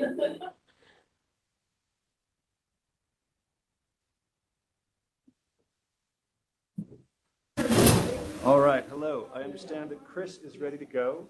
Folks are sitting back down here, and just before you get started, Chris, I wanted to say something. So we had a question in the room here during that panel from someone who was not on the WebEx. In the event that we get those questions, I am going to be the filter for them. So I will enter them into the WebEx. If we have a similar situation in Albany, please grab someone from DPS, and we will make sure to get these questions into the mix. I think there was so much activity in the Q&A during that panel that we didn't think to turn the mic to the room, as it were. So we'll make sure to capture those for this one. All right, and Chris, please take it away. Thanks, Justin. And maybe just a request for folks in person in the rooms, if you could mute your mics, that'd be great. Good morning, everyone. I am Chris Coll. I'm responsible for working on energy equity and climate justice issues here at the department. And as Justin mentioned earlier this morning in his level set, climate justice and just transition issues are equally important to our technical considerations as we think about our options for achieving the zero emissions goal. They're embedded in the law, right? Specifically, there are several provisions that prioritize a just transition for overburdened and frontline communities and those who are employed in the energy economy. If we kind of look back at the Climate Act, it did a number of things to kind of highlight kind of the topic that we are here to talk about on this panel. First off, it established a climate justice working group, which kind of was intended to ensure that representatives of overburdened communities were in a position to inform the work that the Climate Act requires us to do. This body holds several different consultative roles. And by the way, the organizations of several of our panelists today are active members on the Climate Justice Working Group. So it's nice to kind of hear their perspectives on these issues. Secondly, the Climate Act charges the Climate Justice Working Group to develop criteria to identify disadvantaged communities across the state. This is important because it then feeds into the expectations that, and obligations that we have as a state to ensure a just transition. So not only are state agencies required to ensure that a minimum of 35% of benefits associated with clean energy and energy efficiency investments are realized by disadvantaged communities, with a goal of 40% of benefits going to disadvantaged communities. There's also a requirement for state entities to prioritize greenhouse gas emissions reductions within disadvantaged communities, and then also to avoid disproportionate burdens for disadvantaged communities when it comes to policy, programming, permitting, and other administrative actions. Lastly, the Climate Act required the Climate Action Council to impanel a just transition working group, which was tasked with exploring the different workforce and other labor-related implications of this transition that we're embarking on. And so, as we take on kind of the challenge of, identifying our options and paths for achieving the 0 by 40 goal, it's imperative that these principles outlined in the Climate Act are also reflected as priorities as we're working to operationalize these important climate objectives. So my colleagues on this panel, who I'm going to introduce in just a minute, have all been leading voices on climate justice issues and just transition here in New York as well as nationally. Many of them have had direct experience with, operationalizing aspects of the Climate Act. So without further ado, let me just kind of introduce our panelists. So I'm going to kind of introduce them by order of appearance on the panel today. So first, we have Lou Daly, who is a senior fellow at Just Solutions. Next up is Daniel Chu, who is an energy planner at the New York City Environmental Justice Alliance. We also have Eric Walker, who's an energy justice senior policy manager at We Act for Environmental Justice. Clark Gawker is policy director at Push Buffalo. And John Murphy, who is the international representative of the United Association of Journeymen and Apprentices of the plumbing and pipe fitting industry. So let me welcome all of our panelists to the panel today. Thank them for their time. And before I turn the floor over, I just want to cover some housekeeping related to the format of this panel. So the structure of the panel will essentially kind of feature each panelist, given time to provide their perspectives on and priorities as they relate to climate justice and just transition principles as we think about the 0 by 40 goal. And following the comments from each of our panelists, we'll then open it up for a discussion. So as Justin said earlier, we're obviously going to be monitoring all of the chat in the WebEx environment. So if folks that are viewing remotely have questions, raise your hand or type them in, and we'll get to them during the Q&A section. And if you are in person and you have a question or a comment, I'll signal when we'll be shifting to the Q&A, and you'll be able to kind of access the microphones in the room to ask your question. So with that, let me turn the floor over to our first panelist, Lou Daly. Lou, the floor is yours. All right. How's my volume, Chris? You sound great. All right. Well, thank you to the department for inviting me to be part of this really fascinating and important conference. And also just honored to be here with my fellow co-panelists, with most of whom I've worked with in the past, including on passage and implementation of the CLCPA. So it's great to see you all and be with you.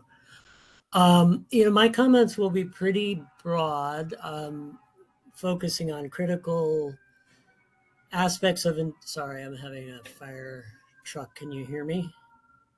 We could hear you, Lou. Okay. Certain aspects of environmental justice and also energy justice that I'm thinking about in kind of considering the topic at hand, and I guess maybe in a narrow definition, namely, what is the meaning of zero emissions electricity by 2040? And, we call that the 0 by 40 goal of the law for shorthand. I'm going to speak from the I here, like we do in the EJ movement, which is to say that when I advocated and helped to co-draft certain sections of the CLCPA in 2019, it was clear to me that 0 by 40, that mandate, as we put it into the law, was meant to require the state, by order, by investment, by rule, by other policy, was obligated to ensure that by 2040, fossil fuels and the local co-pollutants that are produced by the combustion of fossil fuels, you know, in the power sector as well as other sectors, but we're talking about the power sector here, that those fuels and co-pollutants would be eliminated from our electricity supply for, you know, in-state end uses by 2040. And that would be sort of relying on the plain language of the statute.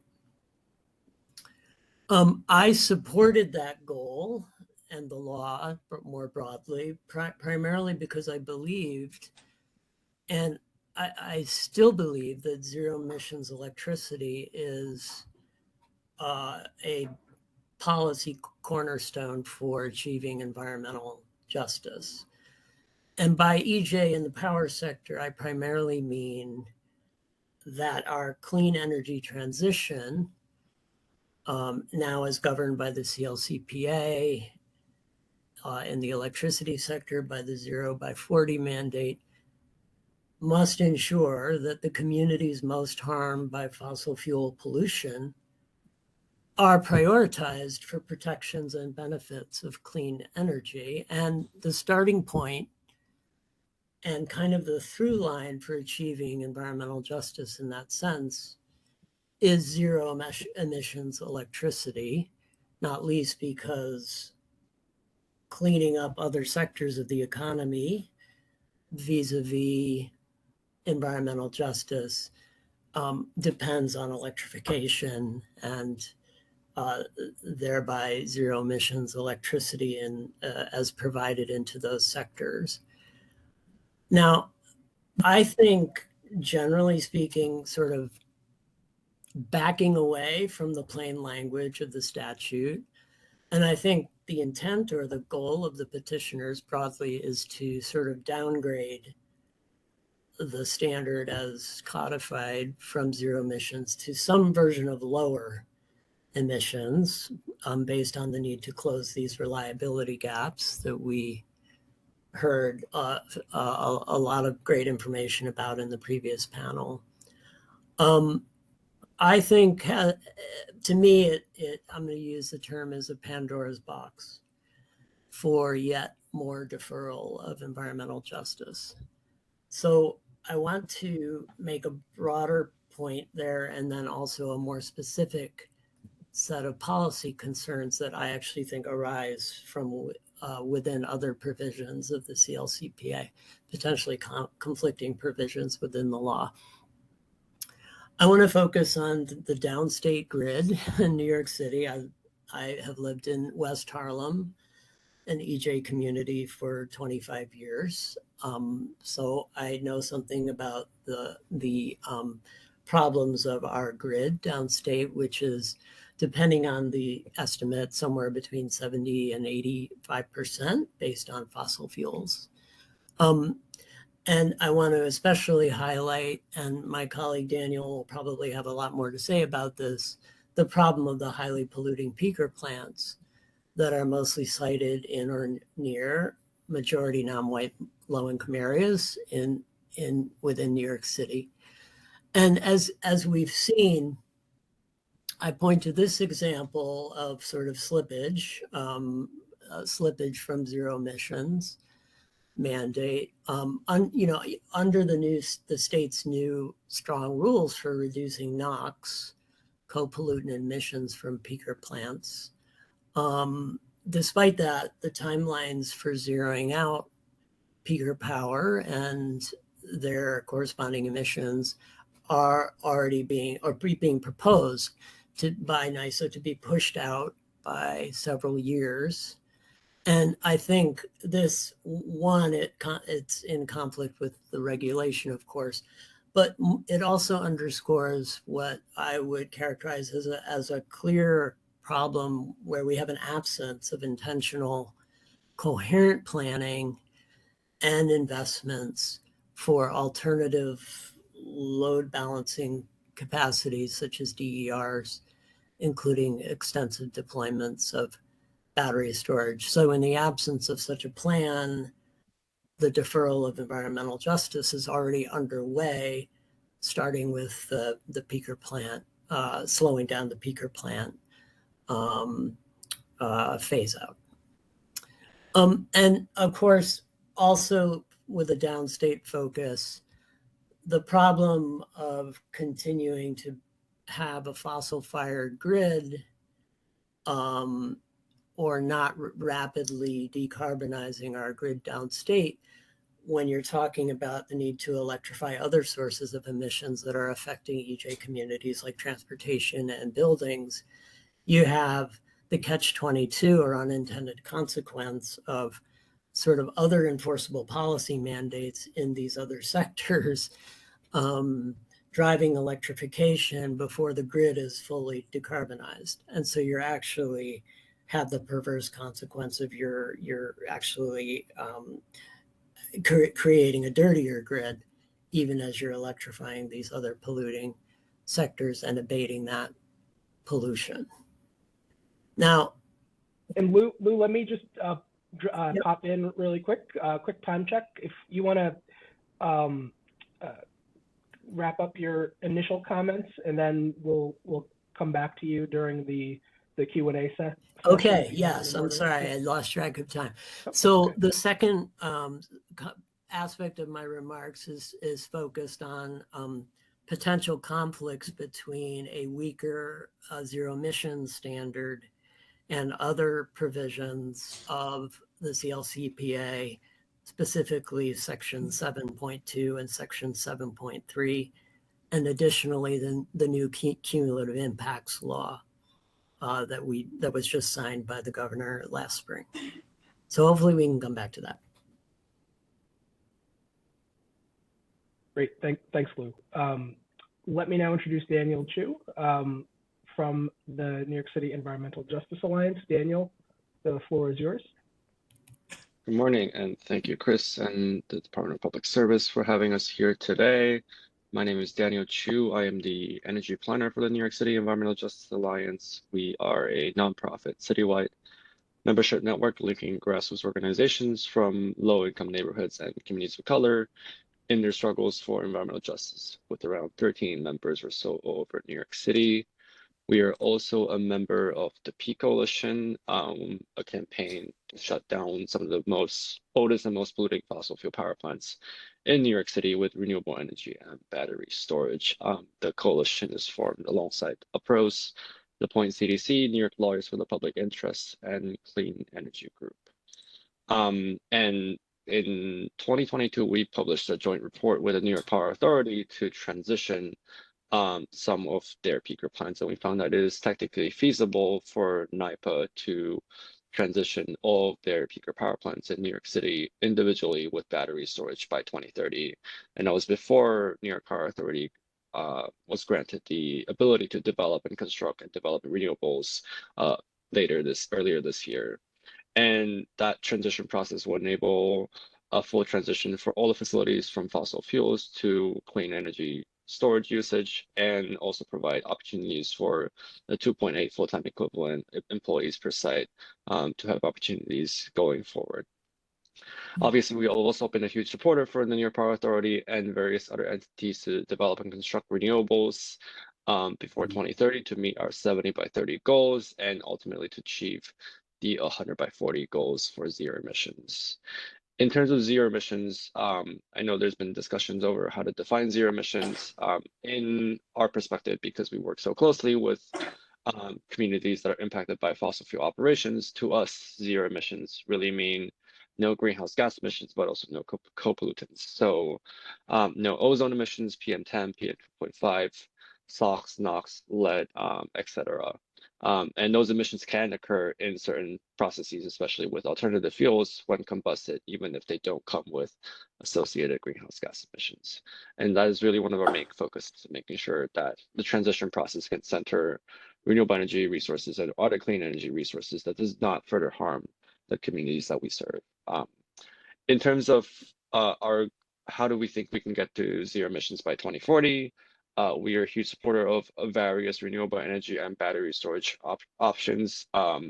We are keenly focused on making sure that New York State gets to our 6 gigawatts of battery storage goals and our 10 gigawatts of solar, and various other offshore wind and onshore wind goals for New York State.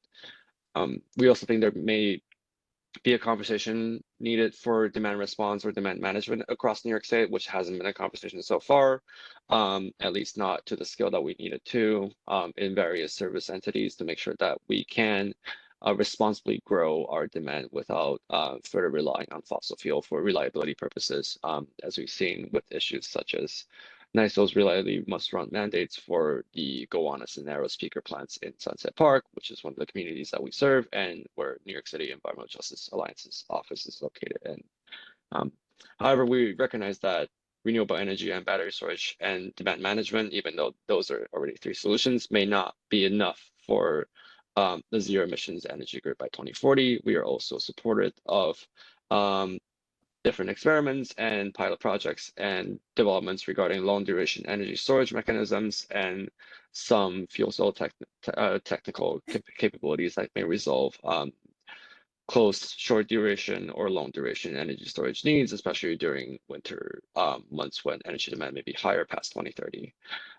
In terms of what we think about a just transition, we really think that just transition is the center of the transition process, is a vehicle for economic and human rights. That means respecting the local community self-determination, but also all of the workers that are currently working at those facilities and all of the new jobs that will be created. Right now, there's 171 clean energy jobs in New York State, 171,000 clean energy jobs across New York State.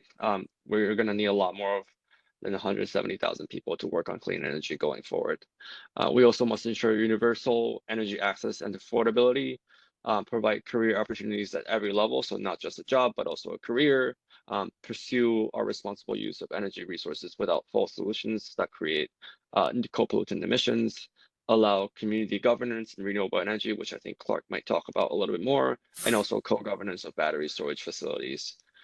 Foster energy reliability and resiliency, remediate our relationship with historically impacted communities, like the ones that comprise of NYISO member neighborhoods, and foster community and intergenerational wealth building and repair relations with ecosystems and nature. So overall, I think, we believe that there is a technical feasibility to achieve zero emissions by 2040 without all of the reliability concerns and the various consequences. We just make sure we need to invest and we make sure we need to develop technologies that are aligned with our goals. Great. Thank you, Daniel. Eric Walker from We Act. The floor is yours.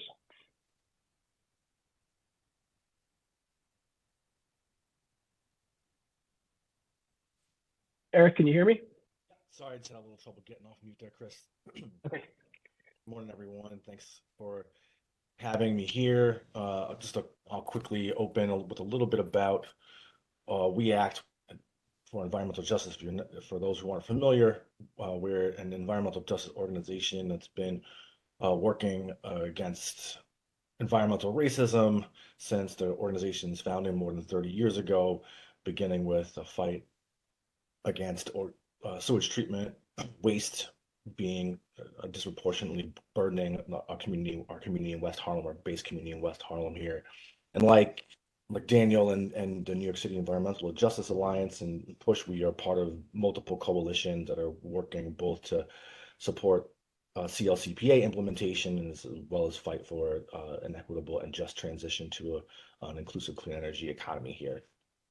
Just by way of picking up with this conversation here around the 0 by 40 and the implications here for climate justice and environmental justice, I'll add a little bit of a preamble here and suggest that We Act's priorities, not unlike others here, are both about preventing harm and maximizing opportunities for disadvantaged communities throughout the state that have largely been, and to a large degree continue to be, exposed to undue harms like co-pollutants and indoor air pollution and such, extracted from and exploited by the dominant economy and the energy system. And so as we've noted here, that's really kind of addressing that is going to be a function of, in my opinion, governance and decision-making spaces and venues that are going to allow for the prioritization, as Lou said, the prioritization of disadvantaged communities for an investment first framework that helps address those historic harms and sets a clear pathway for the future. First and foremost, we want to support and as quick a transition away as possible from the fossil fuels, because there's no disputing the harm that's been caused. And I think, as we said, was mentioned a little earlier, that there's a potential for deferral, and as we see, like beginning the early stages of moving the goalpost on peaker plant closures, for example, present some cautionary and I think in some ways alarming flags for the implementation of the Climate Act, as well as the implementation and achieving the goals of the scoping plan. I'll keep my comments brief because I generally tend to rely on the beauty of the dialogue of the great minds that are around the table here, but say that there's an incredible opportunity presented by the CLCP, as I'm sure everyone recognizes, and that the scoping plan, which is quite frankly a very well documented and thoroughly laid out series of strategies and a series of recommendations for getting us to zero to the emissions goals set out within the Climate Act, need to be maybe refreshed in our minds, and again sort of recommitted to in light of both the ambition of those goals and as a previous panel had noted, some of the technical challenges. I do want to, however, mention that the technical challenges that are clear and present within meeting those goals should not be seen as permissions, tacit or otherwise, to abdicate the responsibility to meet the equity mandates within the Climate Act. So here I highlight Section 7.2 and Section 7.3 of the Climate Act because they are really the foundational kind of obligatory mechanisms in my mind around how we ensure that we're not disproportionately burdening communities as we continue to move forward with the Climate Act, but also making sure that the administrative decisions within agencies are in alignment with both the scoping plan and the sort of climate action councils and climate justice working groups recommendations that were put forward earlier to help move us further down the pipe. Lastly, I'll close quickly by saying that one thing that continues to sort of ring for me as necessary to remind ourselves here is that the barriers and opportunities report that was issued in December of 2021, in fact, continues to be a guiding light for me at both about how we set the table for those governance venues to address the series of barriers and challenges that disadvantaged communities face, but also approach the procedural justice that is in my mind, the concomitant and precursor to the distributive justice goals that are set out within the CLCPA, the investment goals of 35 to 40%, as well as the way in which that trickled into the regulatory proceedings, the slew of regulatory proceedings that are in place right now to help meet the goals of the Climate Act. So I think that document gets overlooked in a lot of the conversation around implementation of the Climate Act, and I think it's worth reminding ourselves of how we can use the procedural justice recommendations there to support achieving the investment and distribution of goals set up in the Act as well. Chris? Great, thanks, Eric. Let's turn the floor over to Clark Gawker from Push Buffalo. Clark, the mic is yours. Awesome. Thanks, Chris. Hey, thanks, everybody. Good morning. I'm Clark Gawker, again, with People United for Sustainable Housing, or Push Buffalo. We're a nonprofit community-based organization in Buffalo, New York, working at the intersections of climate, housing, and economic justice. We were founded in 2005 on the west side of the city, and we've accumulated nearly 2 decades of experience developing and managing green affordable housing projects and hands-on and classroom-based job training programs in emerging sustainability sectors like solar and weatherization. For the last decade, we've also worked under contract with NYSERDA, first as a Green Jobs Green New York CBO, and now as a regional clean energy hub for Western New York, to deploy clean energy and energy efficiency programs to LMI households in disadvantaged communities. So I'll share briefly some of Push's perspective on priority areas that the state should be focused on as we seek to achieve the zero emission by 2040 goal. So first, kind of generally, as we move to decarbonize energy generation and electrify all sectors of the economy, we need to also ensure a planned and managed fossil methane gas transition is occurring as aggressively as possible while centering equity and justice for frontline communities. And I would argue that this is not happening right now. Buildings, I think as most of us know, in New York State account for over 30% of greenhouse gas emissions. And gas utilities are increasing spending on the gas system. And this has been happening for the past decade and has been happening since 2019 when the CLCPA was passed. Why is that important? There's billions of dollars of money that that has been spent since 2019. I think according to the Building Decarbonization Coalition, almost $5 billion has been spent on maintaining the gas system, with another 28 billion that's kind of in the pipeline of investment to support gas system maintenance. In Western New York, National Fuel Gas last spring proposed spending $1.3 billion over the next 8 years on the maintenance of its existing gas network as part of a PSC mandated long-term planning process. We're expecting the PSC to deliver an order this week in that proceeding. We're hoping that long-term plan gets defeated because it does not meet the climate goals. So I think what this does is, it kind of surrenders investments to a system that we know will be obsolete, and it risks stranding low-income and disadvantaged community members on that gas system as prices and rates increase. Alternatively, we're in favor of investing in community-driven solutions that are grounded in program co-design principles. I think that sounds like a running theme for this morning. And we need to keep false solutions at bay. So specific priority areas, so affordability is a big one. Buffalo remains one of the poorest cities in the state and has some of the oldest housing stock. We're in favor of a 6% household energy burden kind of threshold goal, something that we believe could be codified with passage of the New York Heat Act, something that's been, I think, upheld by the PSC as a policy goal.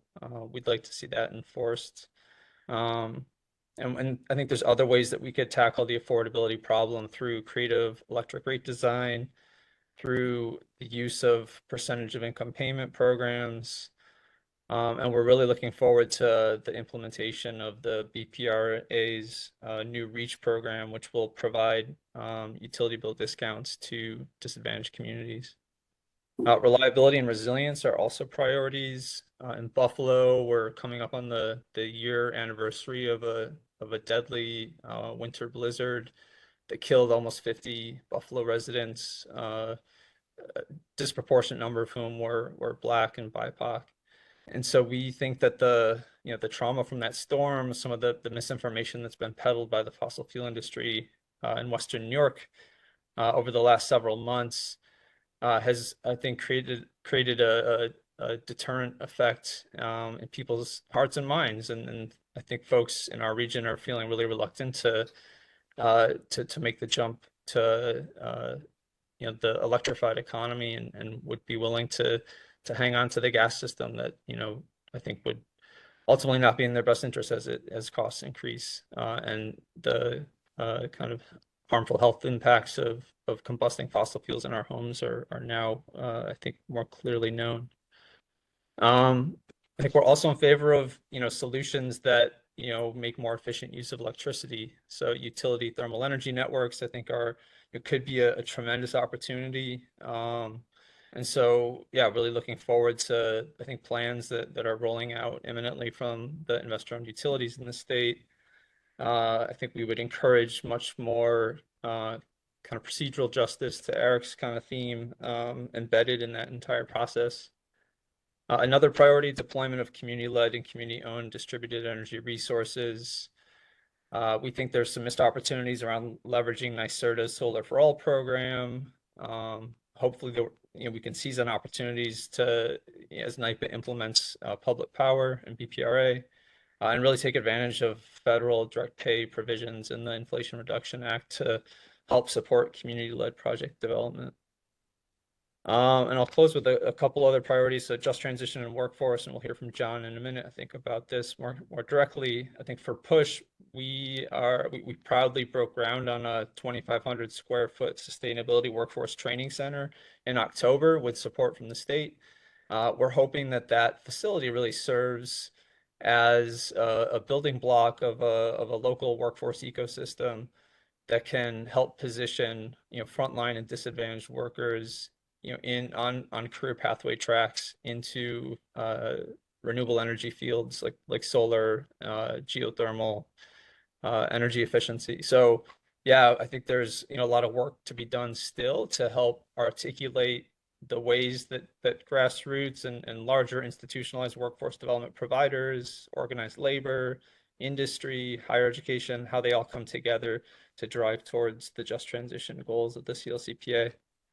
And then lastly, public power. I think, a recent report by Stratogen found that, there is a tremendous resource deployment gap that the state will come up against in 2030. I'm sure that's under consideration, in this technical conference, but really seizing on the new authority that NYPA has to develop and own renewable energy at scale. So yeah, I'll check there and hand it back to you, Chris. Great, thanks, Clark. And to round out our opening comments from our panelists, let me turn over to John Murphy. John, the floor is yours. Good morning, everyone. My name is John Murphy, and I'm an international representative with the UA, Plumbers, Pipe Fitters, and Sprinkler Fitters in the state of New York. I'm also a vice president of the New York State Building and Construction Trades Council and a lifelong New Yorker. Climate change is clearly an emotionally charged topic, and we can all agree that climate change is real. And I also believe that most, if not all, New Yorkers want clean air and a healthy environment. How we achieve those goals is where the problem lies. In order for this state to achieve its goal of zero carbon emissions by 2040, while maintaining reliable and affordable energy for New Yorkers, a sensible, all of the above transition plan is needed. Critical energy demand must be met while all viable alternative clean sources are developed. For more than a century, the construction and retrofit of power generating facilities has been a steady pipeline of work for tens of thousands of building trades union members. Our members live in New York, raise their families in New York, and build New York.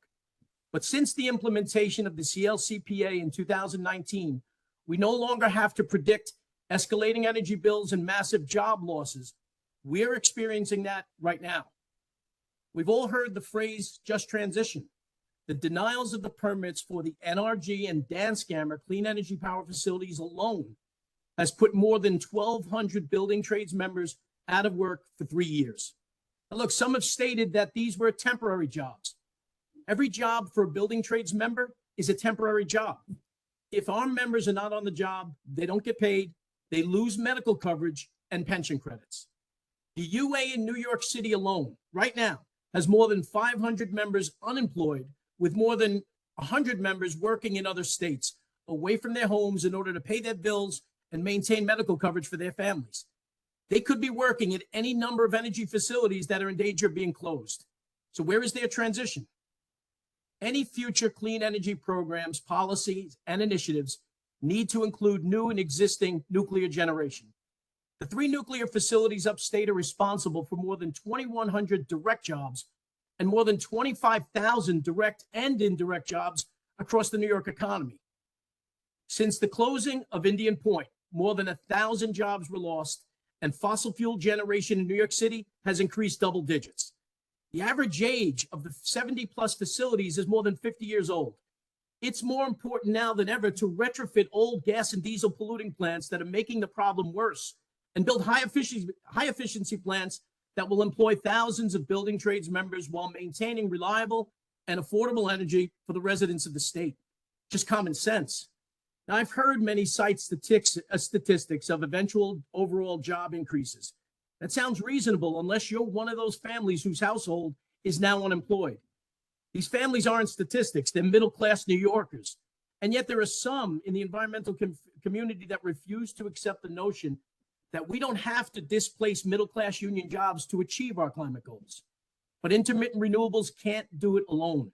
In order to make New York powerful again, we need an all-of-the-above approach.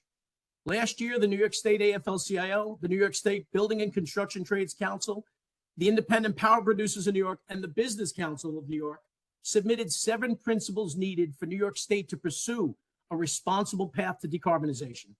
The principles are a guideline for energy security and independence, a path to create and retain good-paying union jobs in New York State, spur local manufacturing, and facilitate private investments in new zero-carbon emission technologies that strengthen local communities. In order to secure the growth of manufacturing in New York, we need reliable, affordable, and dispatchable power. The Micron Technology semiconductor plant will transform the Syracuse region and create thousands of high-paying jobs and millions in revenue to the surrounding community. Micron Technology's plant alone is projected to consume more electricity than the entire states of Vermont and New Hampshire. Now, there's broad consensus among elected officials, stakeholders, and the public that New York must develop the maximum clean electric generating capacity in the shortest time frame possible. But to have any chance of meeting the 100 by 40 target while keeping the lights on, the state can't rely solely on renewable. Developing new dispatchable zero-emission resources will be critical in helping New York meet its climate goals. While the state has created an extensive program to support renewable sources, it has not developed a similar system for alternative clean energy projects. Like other forms of energy, zero-emission sources require public subsidies, especially in the early stages, to become feasible. You know, investment advisors will always suggest diversifying your retirement savings to mitigate risks. Don't put all of your eggs in one basket. By diverting billions in subsidies to primarily renewable sources is putting New Yorkers at risk. A review of the energy programs for the federal government and other states indicate that some of the most promising alternative clean sources include advanced nuclear systems, carbon capture and sequestration, bioenergy, hydrogen power, and enhanced geothermal systems. These programs outside of New York utilize an all-of-the-above strategy, investing substantial resources in both renewable and zero-emission options. But unlike most renewable plants, alternative clean sources typically require industrial processes that are supported by a large, skilled workforce. These would be high-quality union jobs capable of sustaining healthy middle-class communities while returning greater tax revenue to the state and local governments. Utilizing an all-of-the-above energy strategy provides real solutions that will reduce emissions and lower costs while preserving and creating high-skilled middle-class union jobs. Building and upgrading clean power generating facilities creates an environment of job certainty that's necessary to allow building trades unions to recruit from underserved communities most affected by climate change into pre-apprenticeship programs. And having that pipeline of work will allow us to train the clean energy workforce of tomorrow while growing the middle class in New York. That's a real transition. And thank you very much for allowing me to participate in this panel this morning. Great, thank you, John. So just a flag for online participants. I don't see any questions in the chat yet, so please, if you have questions for our panelists, get them into the Q&A box, or raise your hand if you'd prefer to do that. And for those in person, if you do have questions, please make your way to a microphone now. So what we'll do here to start off the discussion, maybe I'll kind of start with the first question. So, you know, as we're thinking about specifics, and I think you all touched a little bit on this in your you know, initial comments. If we're thinking about, you know, locating a utility scale generating facility that's designated as zero emissions, so, you know, regardless of what the technology is, you know, what are the things from a just transition and a climate justice perspective that we need to bear in mind when decisions are being made on the location of that facility? Why don't I start with Actually, you know what? I can't see everybody on the screen. So if you want to respond to that, just open up your mic and go ahead.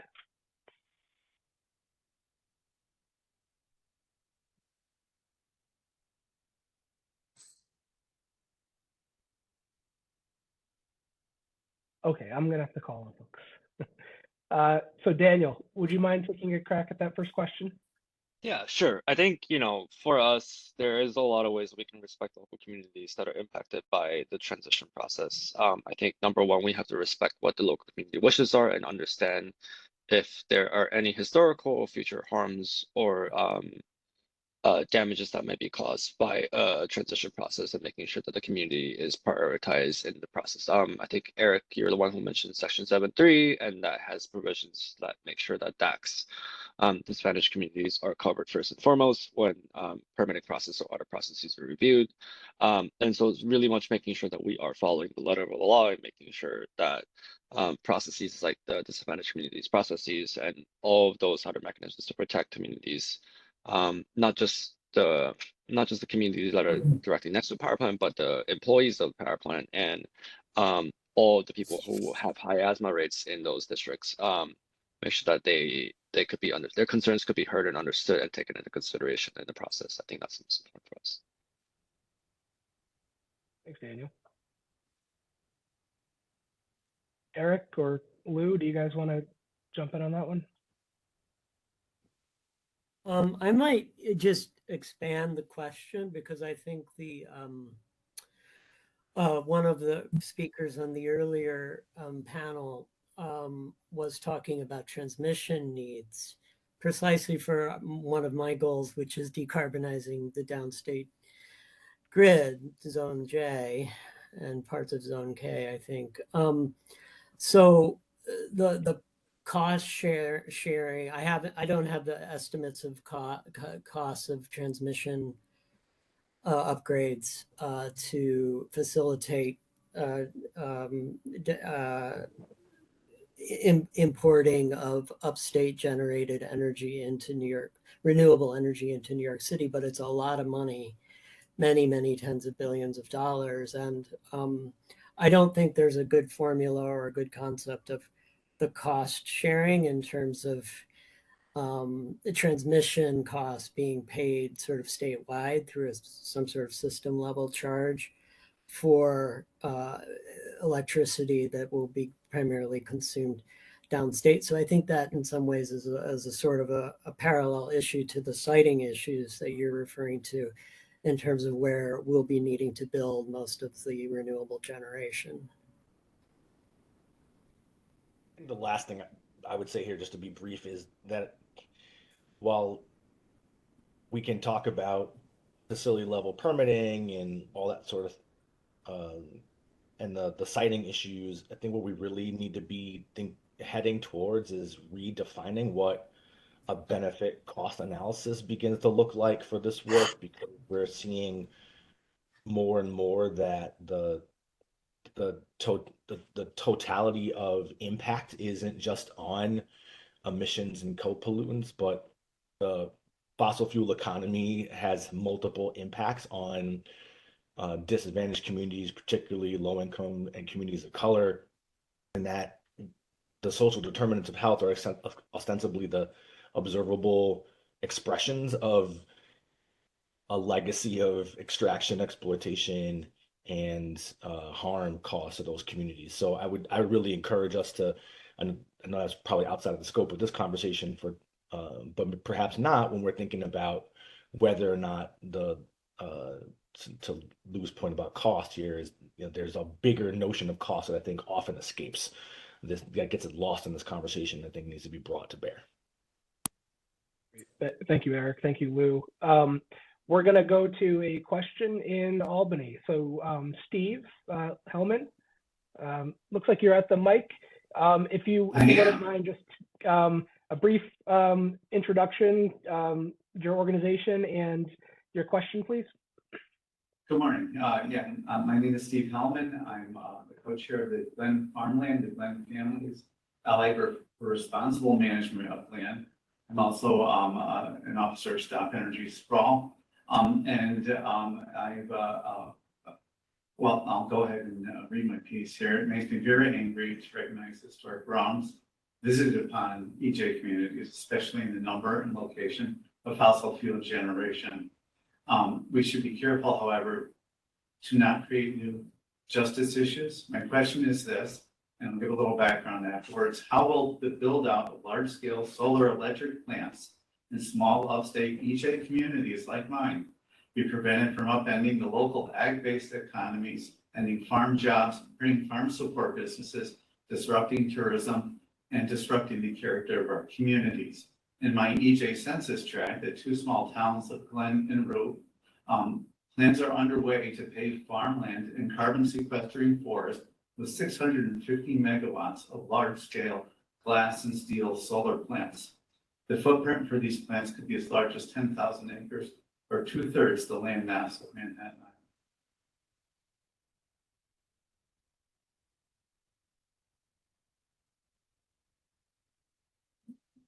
Thanks, Steve.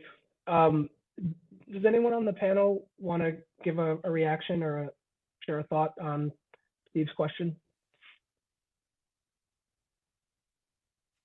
This is John. I could not hear all of what the previous speaker was talking about, but I did understand the comment about the expanse of the amount of land that is required for solar generation in certain regions where digesters and methane can actually be captured and turned into power. It's another case of making sure that our state is not so restricted to inhibit any type of innovation that other states are taking advantage now. I think biogas is considered renewable in 39 other states, but not so in New York. So again, my position is to try to say, let's try to allow any innovation that will lead us towards zero carbon emissions at some point, and not let perfect be the enemy of the good.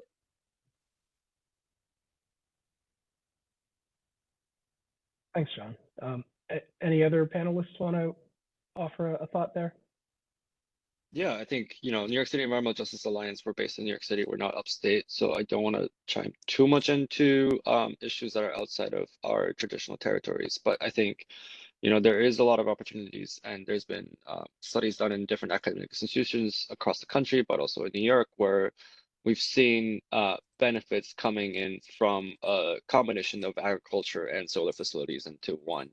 And so I think there is a lot more exploration that we need to do regarding how we can make sure that those two benefits can be combined together. And I think those are not mutually exclusive sort of uses in the place.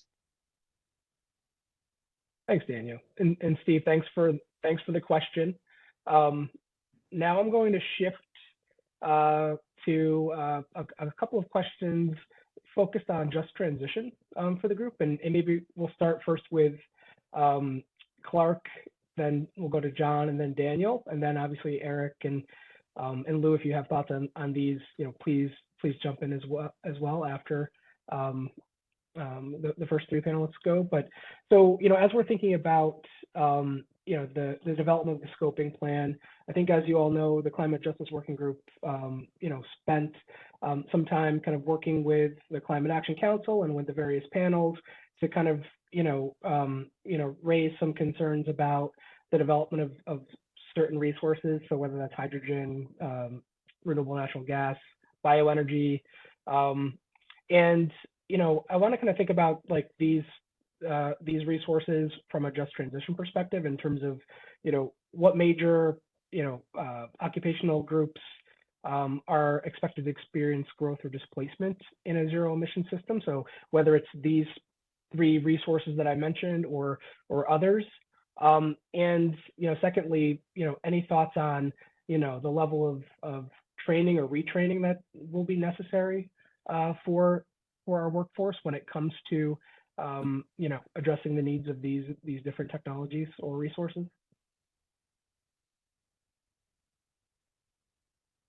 So maybe Clark, maybe I'll start with you. Sure, that was a big question, Chris. I'll bite off a piece of it. So yes, that'd be good. Yeah. So as I mentioned, Push was proud to break ground on a new training facility in our neighborhood this fall.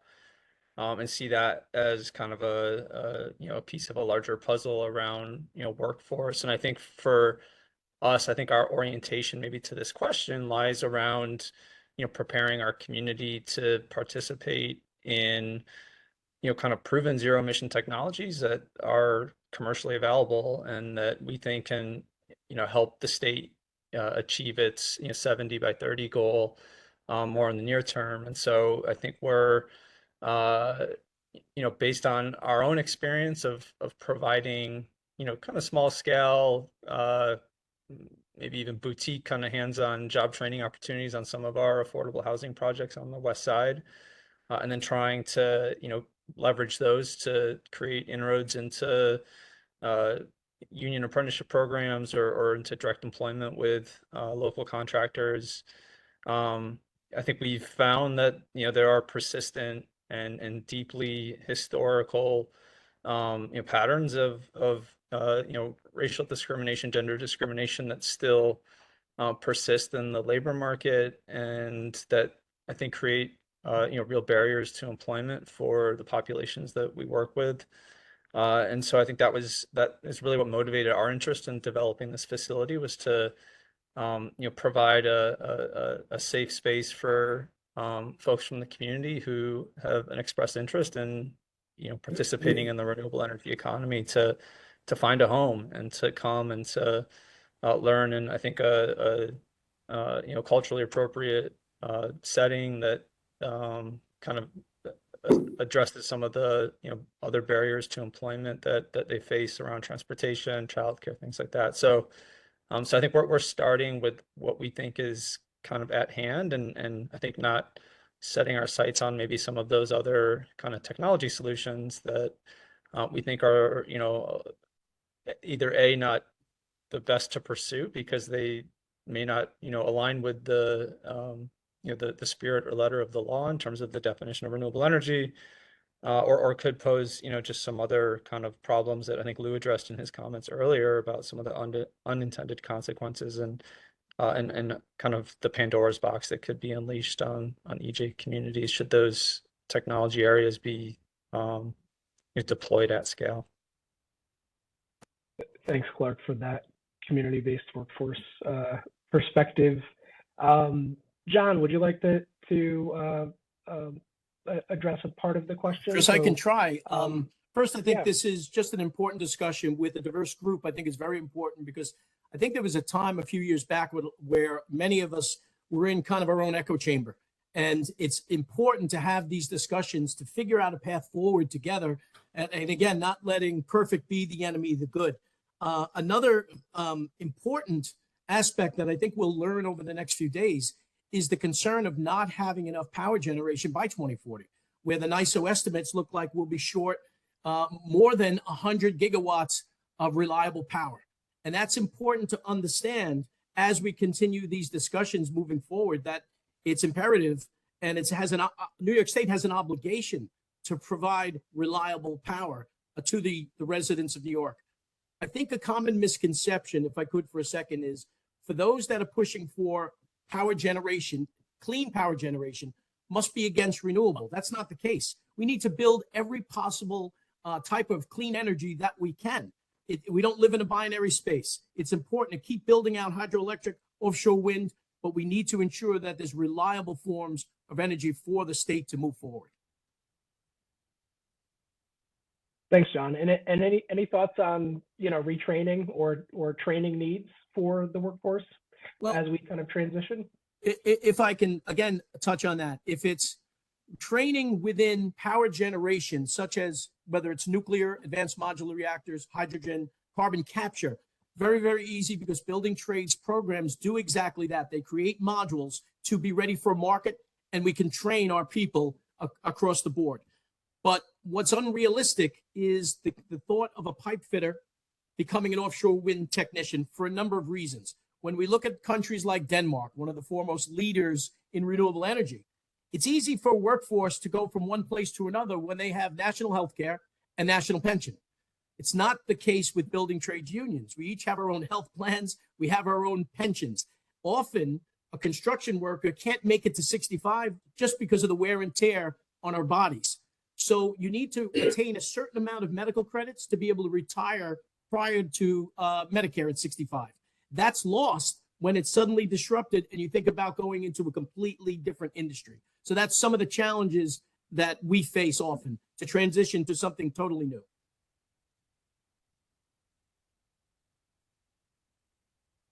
Chris, we don't have your audio.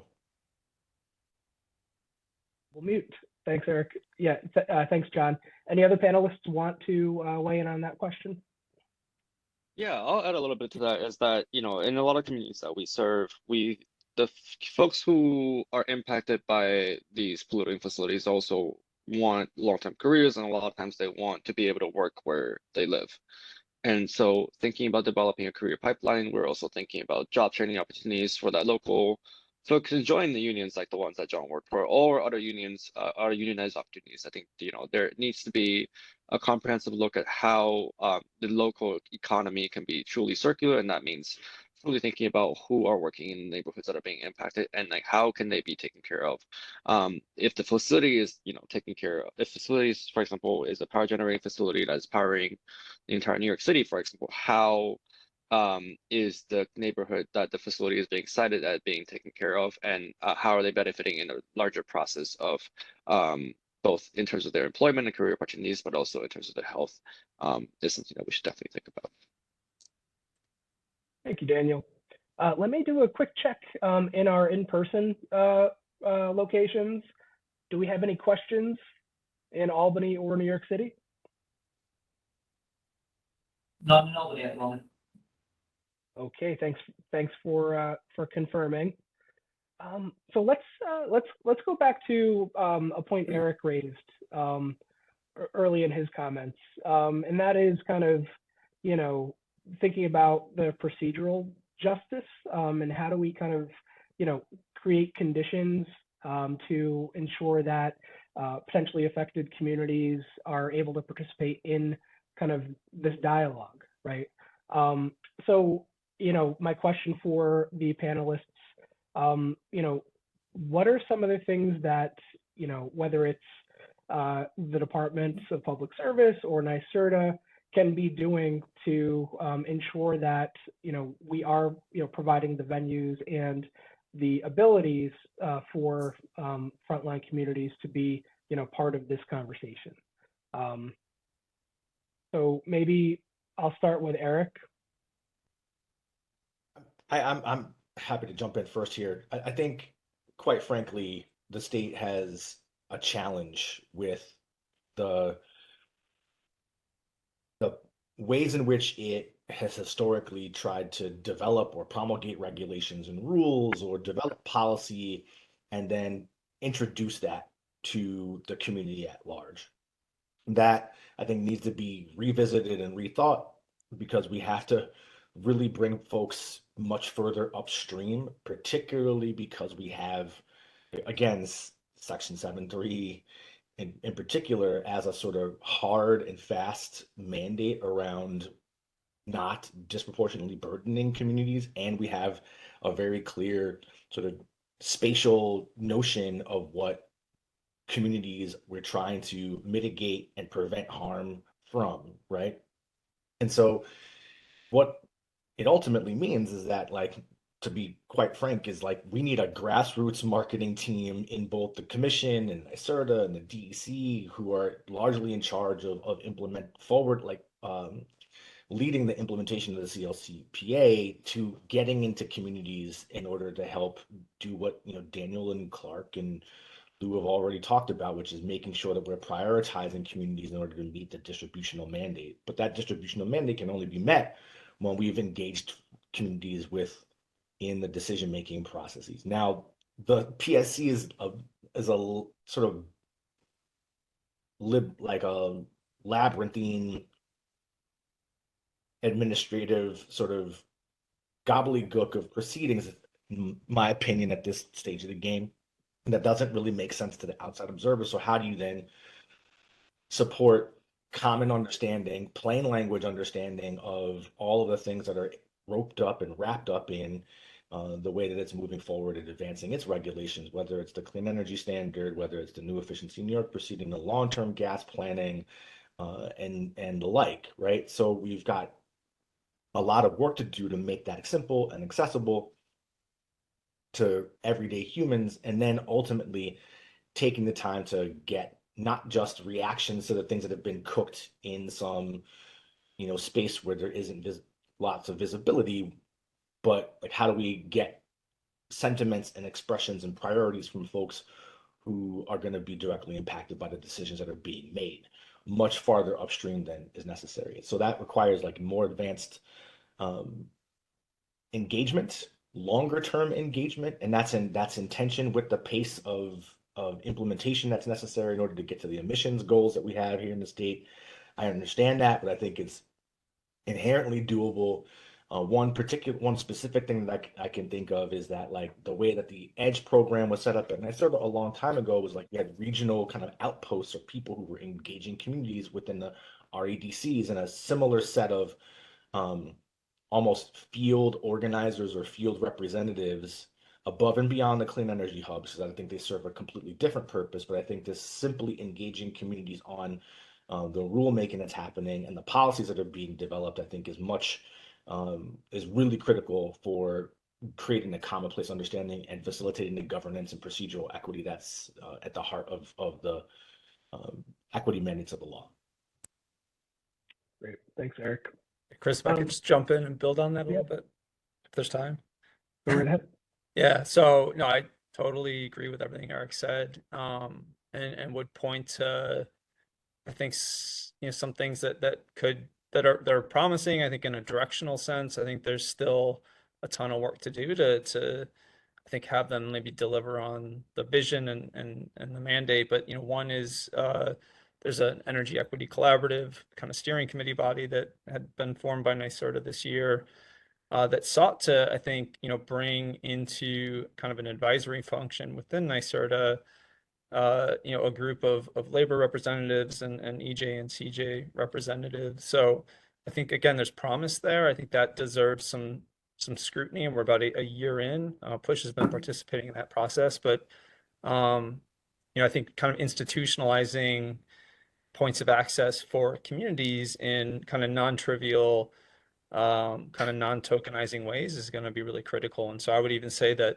that body, part of a reassessment or an assessment at this point might be to consider its role. Is it, is an advisory capacity sufficient, or should it be elevated to more of a decision-making role of some kind?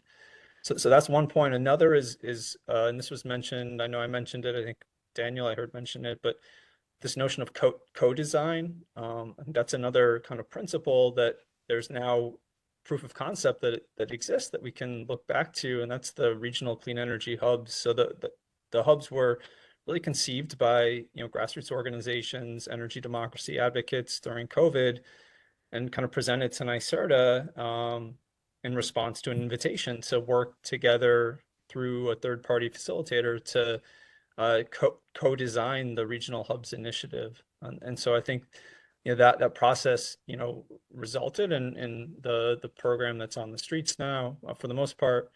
But again, I think let's not maybe abandon that as kind of a curious anomaly in like the history of the ways that the state engages with communities in this kind of co-governing way, but use it instead as a building block, and I think kind of unleash those principles across all state agencies that are I think at the table with mandates to implement the climate law, Section 7 of the CLCPA, et cetera. So those jump out to me. And then I think a third, and this could be a missed opportunity, and it's unfolding in real time, but NYPA is in the midst of a conferral process that was, I think, required in statute with the passage of BPRA last spring. And having participated in that again as an organization, just felt like it, really scratched the surface of, what's possible. And then I think it really didn't, as I understand, as I experienced it, like really didn't draw any lessons learned from, the way that NYSERDA or the Public Service Commission or other state agencies have maybe kind of muddled their way through that kind of community and stakeholder engagement. And so I think there needs to be a lot of like interagency knowledge sharing and kind of lesson sharing that's occurring in this moment, so that we're not as advocates and EJ organizations aren't kind of answering those calls with kind of expectations that something might happen in one way, and because it's a different agency that's implementing this process, it's like radically different. I think that just serves to erode trust and confidence in like the overall kind of enterprise that we're, I think, engaged in here. Totally exercise. I big that up and just like echo that. I think like that just continues to signal to me the need for higher order, work within perhaps the chamber even to create that level of consistency, standardization, lessons learned, administrative function, and the like, in order to make sure that we're all working from the same sheet of music. Just in, for example, with the 7.3 guidance that came out from the DEC, that has, from what I understand, it hasn't come out from any other agency so far. Like there's a clear example of how you get these like sort of agency by agency by agency whack-a-mole sort of approach to implementation that could potentially hobble our progress. Yeah, thanks for sharing that, Eric and Clark. So just a quick time check. We're close to the end of our allotted time. Do we have any folks in New York City or Albany that have any questions for panelists? And if not, I want to try to get to one more topic in a minute and a half. So maybe we'll start with Daniel, then Lou on this one. Eric kind of raised the barriers and opportunities report earlier, right? And so in addition to talking about different ways of, ensuring communities are able to benefit from and participate, in the clean energy programs that exist, there's also kind of a call out for community ownership, right? So I'm wondering, from your perspectives, what are the resources that would be, most like conducive to a community-led, community-owned model? And if you can share some, initial thoughts now, that'd be great. So Daniel and Lou, I'll pose this to you two. And we have a minute, so yeah. Okay, in terms of community ownership, I think there's a few things. One, worker democracy and community ownership of energy project, I think, is really truly central to a lot of the things that we do. And I know Clark up in Buffalo has a lot of the community-owned projects as well. I think, making sure that the program doesn't discriminate, which it currently does, against community or nonprofit ownership of renewable energy assets is huge, given that the structure of a lot of benefits are calculated in terms of tax incentives, but not in terms of options that allow community to have and build capital in the first place. And so centering that, I think, centering around program design elements and making sure that the state can leverage federal dollars, and also the state can actually start programming for community co-owned renewable energy and energy storage opportunities. I think that's going to be a key process to make sure that across every single agency, the leadership is signed off on making sure that communities can be able to own, operate, and develop projects for themselves. Thanks, Daniel. Lou, do you have anything that you'd like to share on that one? Just very specific to the federal subsidies. Yeah, I think that the state could play a good role in working with communities and nonprofits, other tax-exempt entities that are now eligible for many of the tax credits, including for community solar, that previously they were excluded from because they had no tax liability. So this direct pay provision, I'm sure NYSERDA is looking at this, but I do think, and kind of an intentional goal around helping localities access those credits would be a great start to help with closing some of those financing gaps that Daniel alluded to. Great, thank you, Lou. And so Justin said at the outset, lunch was short. We've made it a little bit shorter, so apologies for that. But maybe the last thing that I want to close with, there was a question from Chris in the chat, and John, this one is for you. I don't know if you're able to answer this on the spot, but maybe we could follow back up on this offline. I'd be happy to. I just typed very slowly, Chris. So the question is, we have over 24,000 plumbers and pipe fitters, about little over 18,000 active members. Average age is approximately 51 of those members. Average retirement age is 62. And again, sometimes there's a misconception that there could be a pot of money that would be able to enable people to retire early. Building trades members like plumbers and pipe fitters are multi-employer. You never know who you would be working with. There would be no way to direct that money towards what person, what contractor, what benefit fund. And that's what makes it difficult as well. Great. Thank you, John. I'd like to express thanks to all of our panelists for making the time for this conversation today. Obviously, there's a lot of substance here, and you know, having an hour and 15 minutes, you know, to kind of, you know, talk through all of the important issues obviously is never enough time. So, but we really appreciate your commitment to, you know, kind of sharing your perspectives with the audience as we start to think through kind of like how we address this important objective of the Climate Act. So with that, let me turn it back over to Justin for wrap up and dismissal to lunch, I think. Thank you, Thanks, Chris. everyone. And panelists, yes, not trying to restrict thanks. We are now at 12:18. So we're going to give you 3 extra minutes on lunch. Please come back promptly so that we can continue the day. There's lots to cover. And because we keep getting this question from all corners of the world, yes, we are recording. Yes, we will continue recording. And yes, the recording will be posted as soon as we can manage it. So see you all soon. When do we do that? Sorry, yes, when do you do back? Oh no, did I forget the most important piece of information? Due back. 12:48. 12:49 now. Yeah. I'll coordinate this. Maybe stop it now.